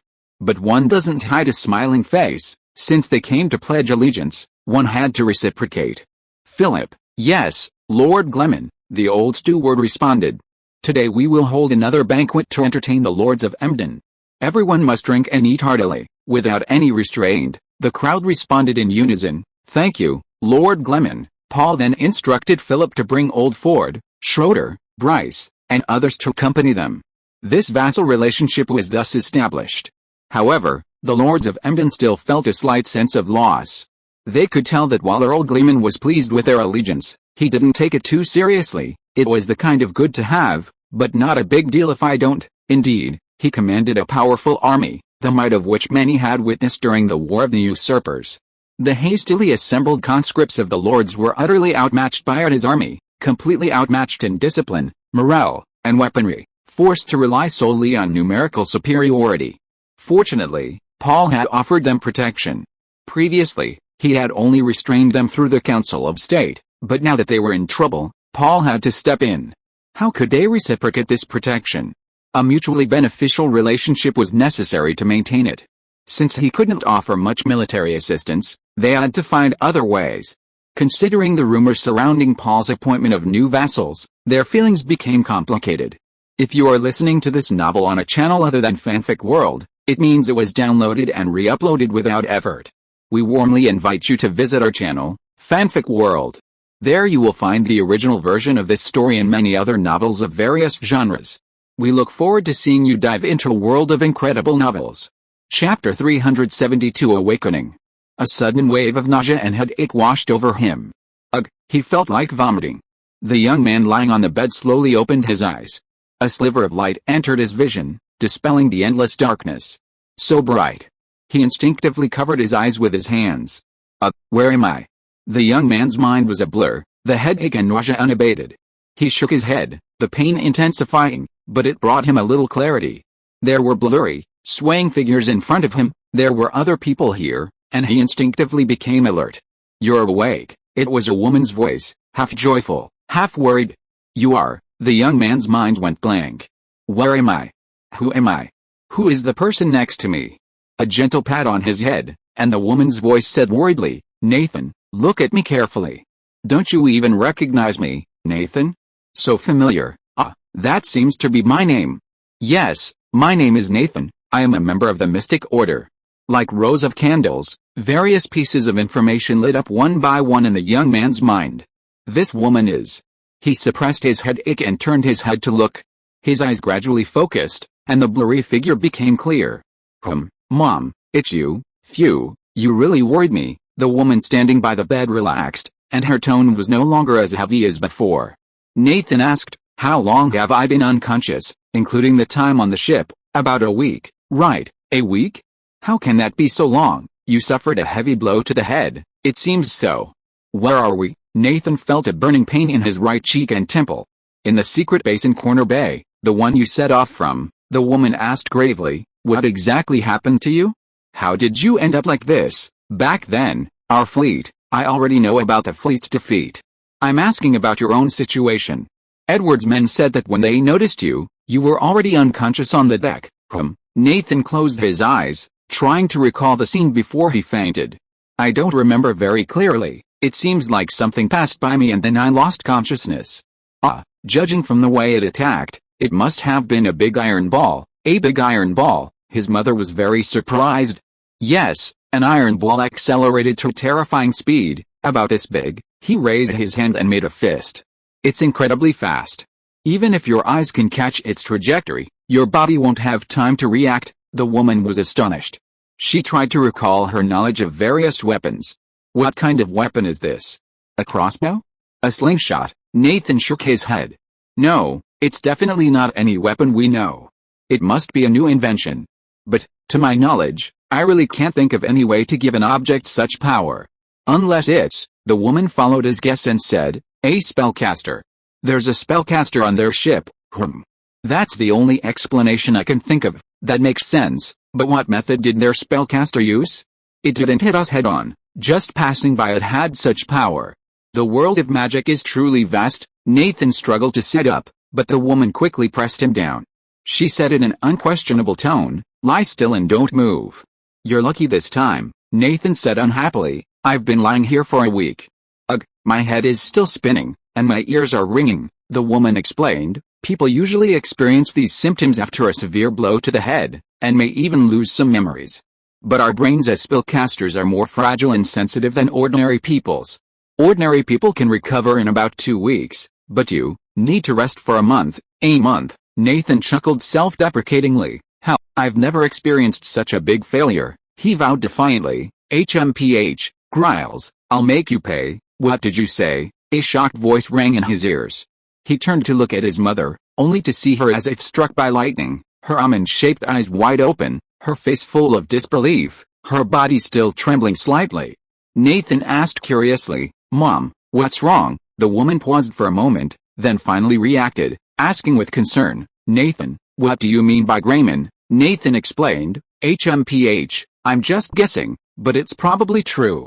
We were defeated by the royalist fleet that came south from the Northwest Bay, and that fleet was flying a flag with a red dragon pattern. When she mentioned the red dragon, the woman's body visibly trembled. And when I went to the western port of the Kingdom of Aldo to scout, Edward told me that a ship flying a red dragon flag belonged to the Gleman family of the Northwest Bay. I think it's almost certain that the royalist fleet was sent by the so-called Gleman family. Hell, I've never heard of this family, but I suppose they're some lord from the Northwest Bay. He was puzzled by his mother's strong reaction and looked at her with a questioning gaze. The mother seemed to be talking to herself, saying, "How could that be? The Gleman family has always been low-key, never showing their face." "Mom," Nathan called out, "you know this family?" The woman looked up, seeing the confusion on her son's face. She instantly regained her composure, saying calmly, "Well, sort of. Didn't I mention it to you before? When you were little, I took you to the Northwest Bay. This family has some of my acquaintances." "Oh, is that so?" Nathan gritted his teeth. "But now this family is our enemy." The woman's face darkened. "Shut up.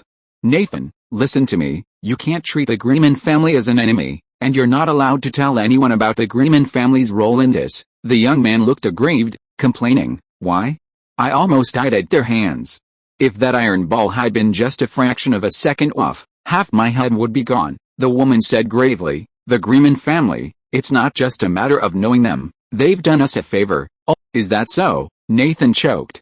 With such a past, it was truly difficult to act. "What kind of favor was it?" "I don't want to talk about it anymore. Just remember what I said." "All right, you're such a kind and grateful person," Nathan agreed. His mother's reluctance to discuss it further likely stemmed from her wizarding identity. Living within the circle of spellcasters, he had heard stories of ordinary people helping wizards, such as helping them conceal their identities and evade worldly persecution and the church's pursuit. These were extremely rare examples, and they did nothing to change Nathan's contempt and hostility towards mortals. But perhaps it was precisely because they were so rare that such favors were so precious. "I can walk away from it, but I'm not the only one who knows the Loyalist fleet belongs to the Griles family. Edward knows too. He's the one who told me about the red dragon flag." The woman's face hardened. "Just mind your own business. From now on, you'll stay in Horn Bay and work there. Don't get involved in Aldo West Coast matters anymore. I'll listen to you, but I'm really not reconciled. This is the first time I've been so humiliated, and I almost lost my life. If it weren't for the kindness they showed us, HMPH, I would have." The woman interrupted him. "HMPH. It's just a difference in stance.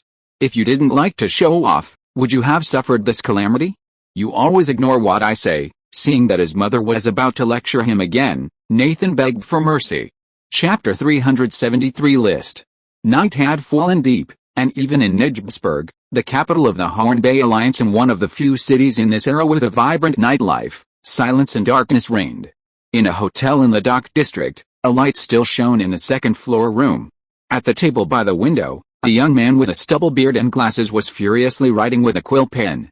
His face showed no signs of fatigue, but rather an excitement. It seemed he would have a hard time sleeping tonight. Words flew from his pen, the handwriting macy yet sharp. With a creak, his door opened, but the man seemed oblivious. The newcomer yawned, slapping his mouth, and said with a hint of reproach, "List, you're still awake. What time is it?" "I got up to use the restroom and saw light coming through your door. I pushed it open, and it actually did." "You're so careless. This is a foreign land. We don't know anyone here." The man called List finished writing the last paragraph, turned to look at his companion, and said, "It's you. Haha, I'm sorry to have worried you. But I'm just so excited today." His companion gave a wry smile and said, I understand. It's my first time in Horn Bay, and seeing such a big city as Nijmsburg, even though I'm exhausted, I haven't slept a wink all night." "So, did you have an eye-opening day?" It was truly an eye-opening day. List clenched his fists excitedly. "I'd only heard about Horn Bay's prosperity before, but today I've seen it for myself. It truly lives up to its reputation." His companion sighed. "Yes, compared to this place, our hometown is like a small fishing village." Lister waved his hand. "Don't worry, I believe that under Lord Gleman's rule, Arda, no, even the entire Northwest Bay will definitely not lose to Horn Bay in the future." His companion was somewhat skeptical, and walked to the table with an awkward smile. "Let me see what you've written." "Haha, You don't mind, do you? Lister picked up the thick notebook and handed it to his companion. Take a look, it's nothing private. His companion flipped through a few pages and muttered to himself, you've written down everything you've seen and heard along the way? Prices, taxes, currency, everything's covered. His companion narrowed his eyes. I say, Lister, your real identity isn't that of a spy sent to Horn Bay by the Earl, is it? Lister rolled his eyes. Get lost, isn't it normal for business people to pay attention to these things? Is your professional sensitivity that bad? Haha, just kidding, just kidding. Lister took the notebook, turned to a page and said, what I value most here is the tariffs between the states of Horn Bay. I believe that besides their superior geographical location, one of the reasons for the prosperity of these countries is the reasonable tariffs between them. He shook his head. If only the lords of our Northwest Bay could be as enlightened as those of Horn Bay, abandoning petty gains and focusing on long-term plans. This time it was his companion's turn to roll his eyes. HMPH, we're 1,000 miles away from the Northwest Bay now, and you dare to say anything. A mere commoner dares to criticize the lords. Lister ignored his companion's sarcasm. Alice. What a pity for Lord Gleman's customs union plan, all because of those ignorant country bumpkins. The country bumpkins he was referring to were the gentry and landowners of Arda. The customs union plan, once proposed by Paul, was stillborn due to their strong opposition. At the time, it had truly excited the business community of Arda, but the greater the hope, the greater the disappointment. Lister's eyes immediately lit up with admiration. Lord Gleman is only 16 years old, and has never left the Northwest Bay, let alone a place as remote as Cape Bay. How did he come up with such a brilliant idea as creating a customs union? He's far too precocious, he sighed. I really want to have a long talk with this Earl. His companion, both amused and exasperated, reached out and patted his forehead. Friedrich Lister, have you lost your mind? You're just a mere merchant's employee, yet you dare to dream of meeting Lord Gleman. Go back and try it in Lake Town. With your poor appearance, see if the guards of the Lord's Manor will throw you in jail. Lister muttered, Lord Gleman is definitely not that kind of person. If you ask me, this young lord, although wise, is too indecisive in some ways. He should have stuck to the customs union from the beginning, using his status and power as lord to eliminate those opponents. How could he give up just because someone said a few words? Calling him cowardly wouldn't be an exaggeration. Stop. Stop. Don't ever say things like that in front of me again. I have elderly parents and young children to support. I don't want to cause any trouble. His companion, sweating profusely, quickly stopped Lister from making such a blasphemous comment about the Lord. Looks like you're so excited you're a little out of your mind. Take my advice, get some sleep. We still have to do the task Mr. Todd gave us tomorrow. These two had been sent to Horn Bay by shipyard owner Bennett Todd to recruit shipbuilders. Mr. Todd no longer wanted to wait passively for shipyards overflowing with orders to build his merchant ships. He planned to do it himself. I'm going back to sleep. You should go to bed too, or tomorrow won't be pleasant. His companion turned and opened the door, heading outside. Let me light your way, it's quite dark in the corridor. Lister picked up a candlestick and followed him out. Unfortunately, there were no adjacent rooms available when they booked, and his companion's room was at the end of the corridor. Lister took the candlestick to the toilet again before leisurely returning to his room. Did I forget to lock the door again when I came out?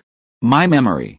But I hope I won't be robbed in such a short time. He inserted the key into the lock and, feeling it wasn't locked, he chuckled to himself.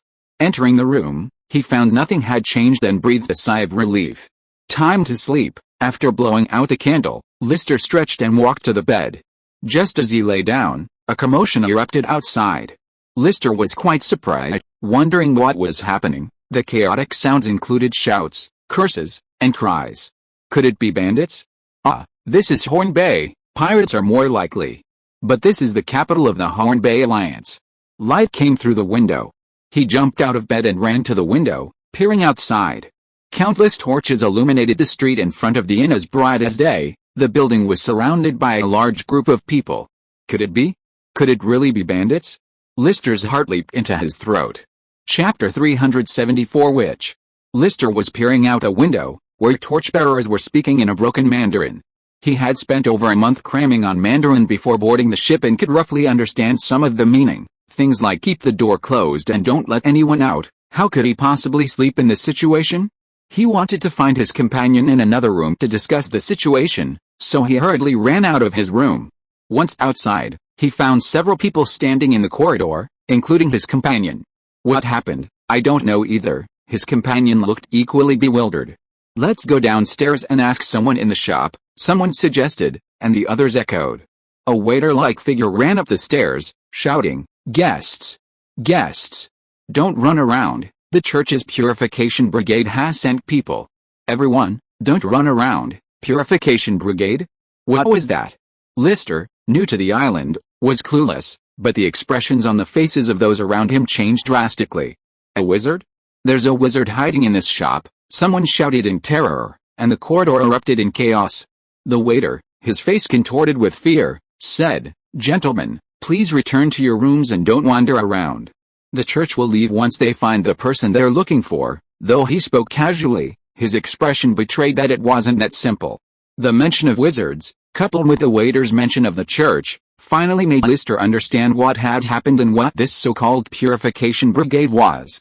He had done his research before coming and knew that a witch hunt was sweeping the Horn Bay area, and it was gaining momentum. For Lister's generation of Northwesterners, the witch hunt was a distant concept, something they'd only heard about in stories. He never imagined he'd experience it firsthand, thousands of miles from his hometown. "I really want to see the legendary wizard," he blurted out of curiosity. The man next to him immediately turned deathly pale. "Hey. Judging from your words, you're from Aldo in the north, right?" He had actually understood Lister's words. "Ignorant fool, wizard hunting is no laughing matter." They were all standing in a corner, and the man glanced around to make sure no one was watching. He covered his mouth and whispered, "Whether it's wizards or purification teams, they're all terrifying to us ordinary people." How so? Shouldn't the church protect ordinary people from wizards and witches? Sigh, "It's a long story," the man sighed, saying helplessly, "That was true when hunting first started, but it gradually changed." Lister wanted to ask more. "I won't say any more, saying too much will only cause trouble. Just go back to your room and stay put. When the purification team comes, do whatever they tell you to do, don't resist." The man hurriedly left. Lister looked down the corridor, it was empty. After exchanging glances with his companion, he nervously walked to his room, no longer interested in seeing the wizards. "Is it bad luck or good luck?" he muttered to himself as he closed the door. He thought, "I'm a foreigner, I should be fine, right?" He held this thought until he felt a cold touch on his neck. "Don't move. Otherwise, my knife won't recognize you." A cold female voice came from behind him. You, who are you?" Lister was terrified. This woman must have sneaked into his room during the chaos. "Speak softly. Just cooperate obediently, and don't ask questions you shouldn't." The voice was full of ruthlessness, and the dagger pressed against his neck tightened. Okay, madam, I will cooperate." With his life in someone else's hands, Lister hurriedly agreed. The two stood there by the door, and soon they heard hurried footsteps outside. A loud bang, the door was kicked open. "Where is everyone?" someone outside shouted angrily. Then came the sound of things being ransacked. It seemed the room had been turned upside down. "Damn it, I'm asking you where the person in this room is." It was a gruff voice. "Sir, I don't know either." It was the waiter's voice from before. "Dare to deceive our purification squad? There's no good end for you. You and your boss will both be burned at the stake," the gruff voice threatened. "Sir, we really don't know. He definitely lives in this room." The waiter's voice trembled with tears, and he seemed to kneel down with a thud. "Let me tell you again about our target, male, about 1.6 meters tall, long black hair. Think carefully, does he really live here?" "Yes, sir, I'm sure he lives in this room. And I haven't seen him come down since he went upstairs, sir." "What should we do?" The gruff voice softened, as if seeking advice from someone of higher status. "HMPH, a sarcastic voice rang out. "You bunch of brutes have made such a commotion, that guy's probably already noticed. Search every room, my lords, please don't," the waiter pleaded. "Disturbing the other guests will ruin our business." Slap, a resounding slap landed. "Get out of the way. One more word and you're all gone." Then the waiter's voice faded. Another door was kicked open with a bang, followed by the terrified cries of a guest. Ordos, the dagger at his neck twitched, and Lister, who had been intently listening to the commotion outside, immediately focused. "Madam, what are your orders? When someone comes in, just say, The woman behind him seemed hesitant.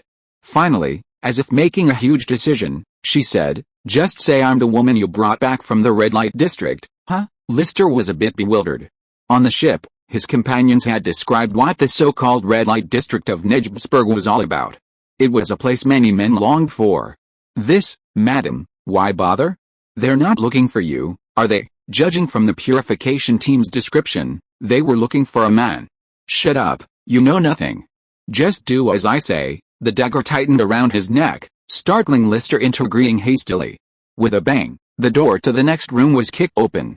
Suspicious guy, take him away. Why are you arresting me? I'm not a wizard. I'm not a wizard. In the middle of the night, how come you're still dressed so neatly, and with black hair? If you're not suspicious, who is? Take him away. I'm innocent. I'm innocent. That waiter can testify for me. The guest's cries of innocence seemed useless. Judging from his voice, he was dragged away. Hey. These stolen goods are also confiscated, all packed up and taken away. Ha. I didn't expect such a rich person to stay in such a small inn. Next, check everything suspicious carefully. Getting closer to his room, Lister thought to himself, this might be an opportunity, a chance to escape the vicious woman behind him. How despicable. Threatening me with my life?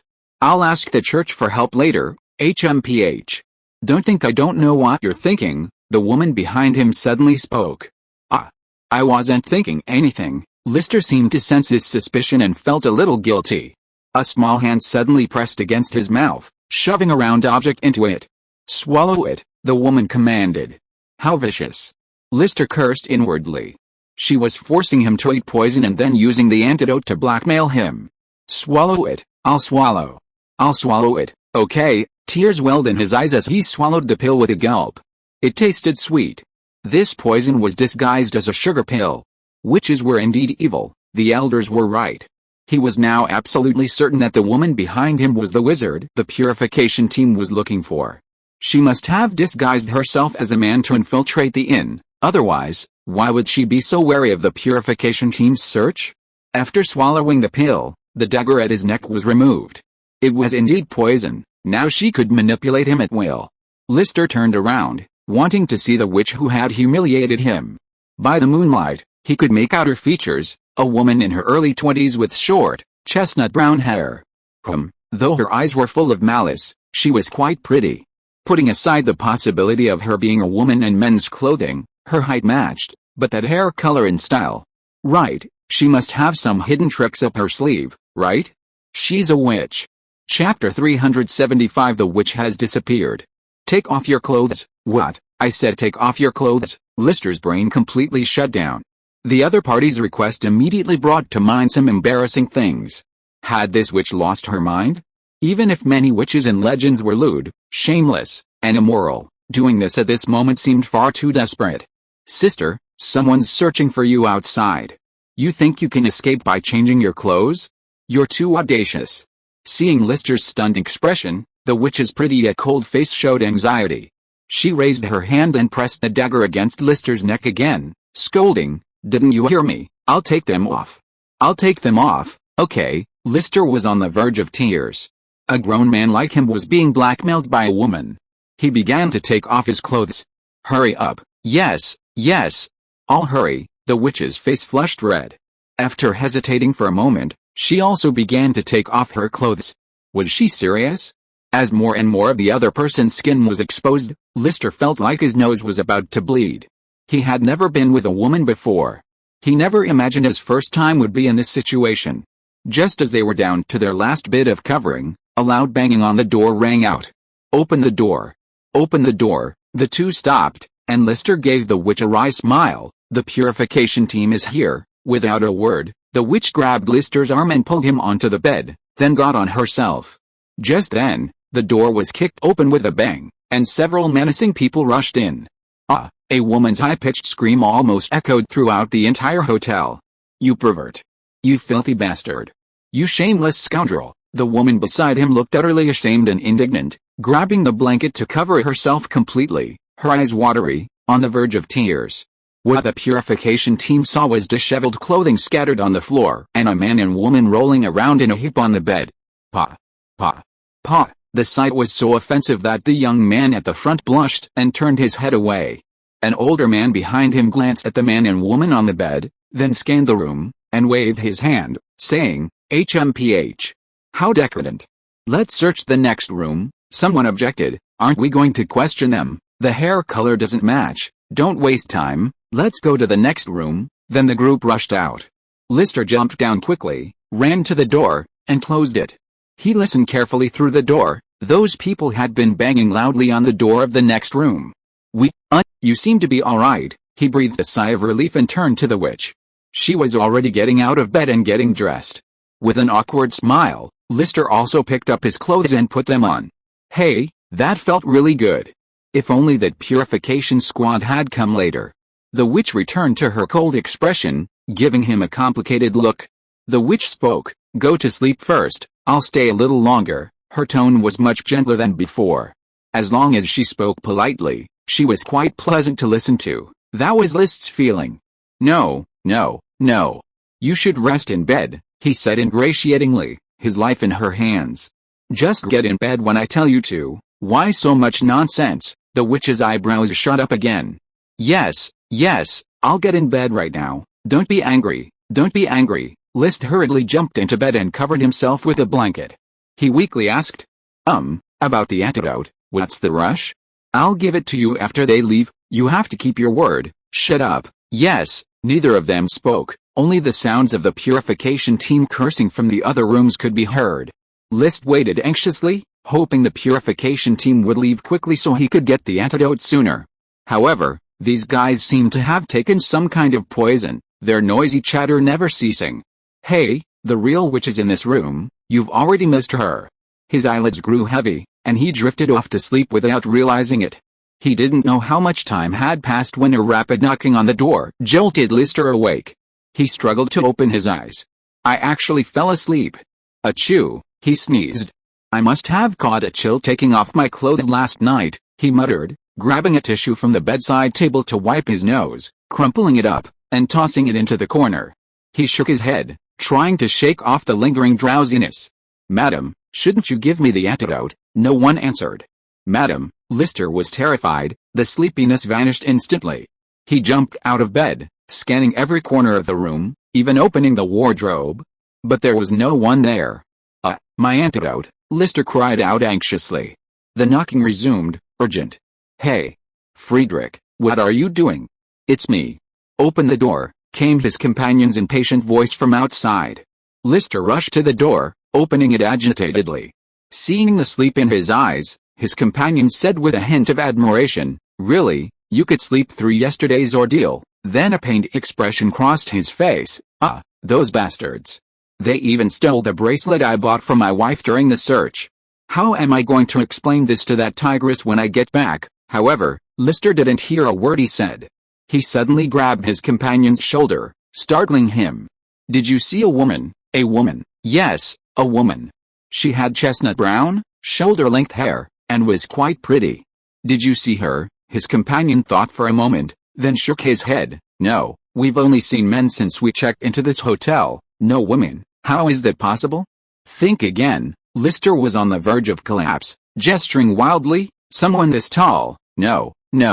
Why are you suddenly asking about women?" Ha. Lister didn't answer his companion's question, but instead buried his face in his hands, looking somewhat deranged. How could this be? Such a big person, how could he just disappear? My antidote. He suddenly remembered something. "That's it. Ask the counter. Ask the waiters, they must have seen him." Then he hurriedly ran towards the stairs. Watching the flustered Lister, his companion shook his head and muttered to himself, "He probably had some erotic dream last night." Sigh. "It's time to take this kid to the red light district. He's finally come to Corner Bay, so let him see more of the world." End of this chapter. Thank you so much for reading until the end. Don't forget to give it a like. Looking for more exclusive content and immediate access? Subscribe to our Patreon. Remember, every like, subscription or donation encourages us to continue. Thank you all. See you in the next video.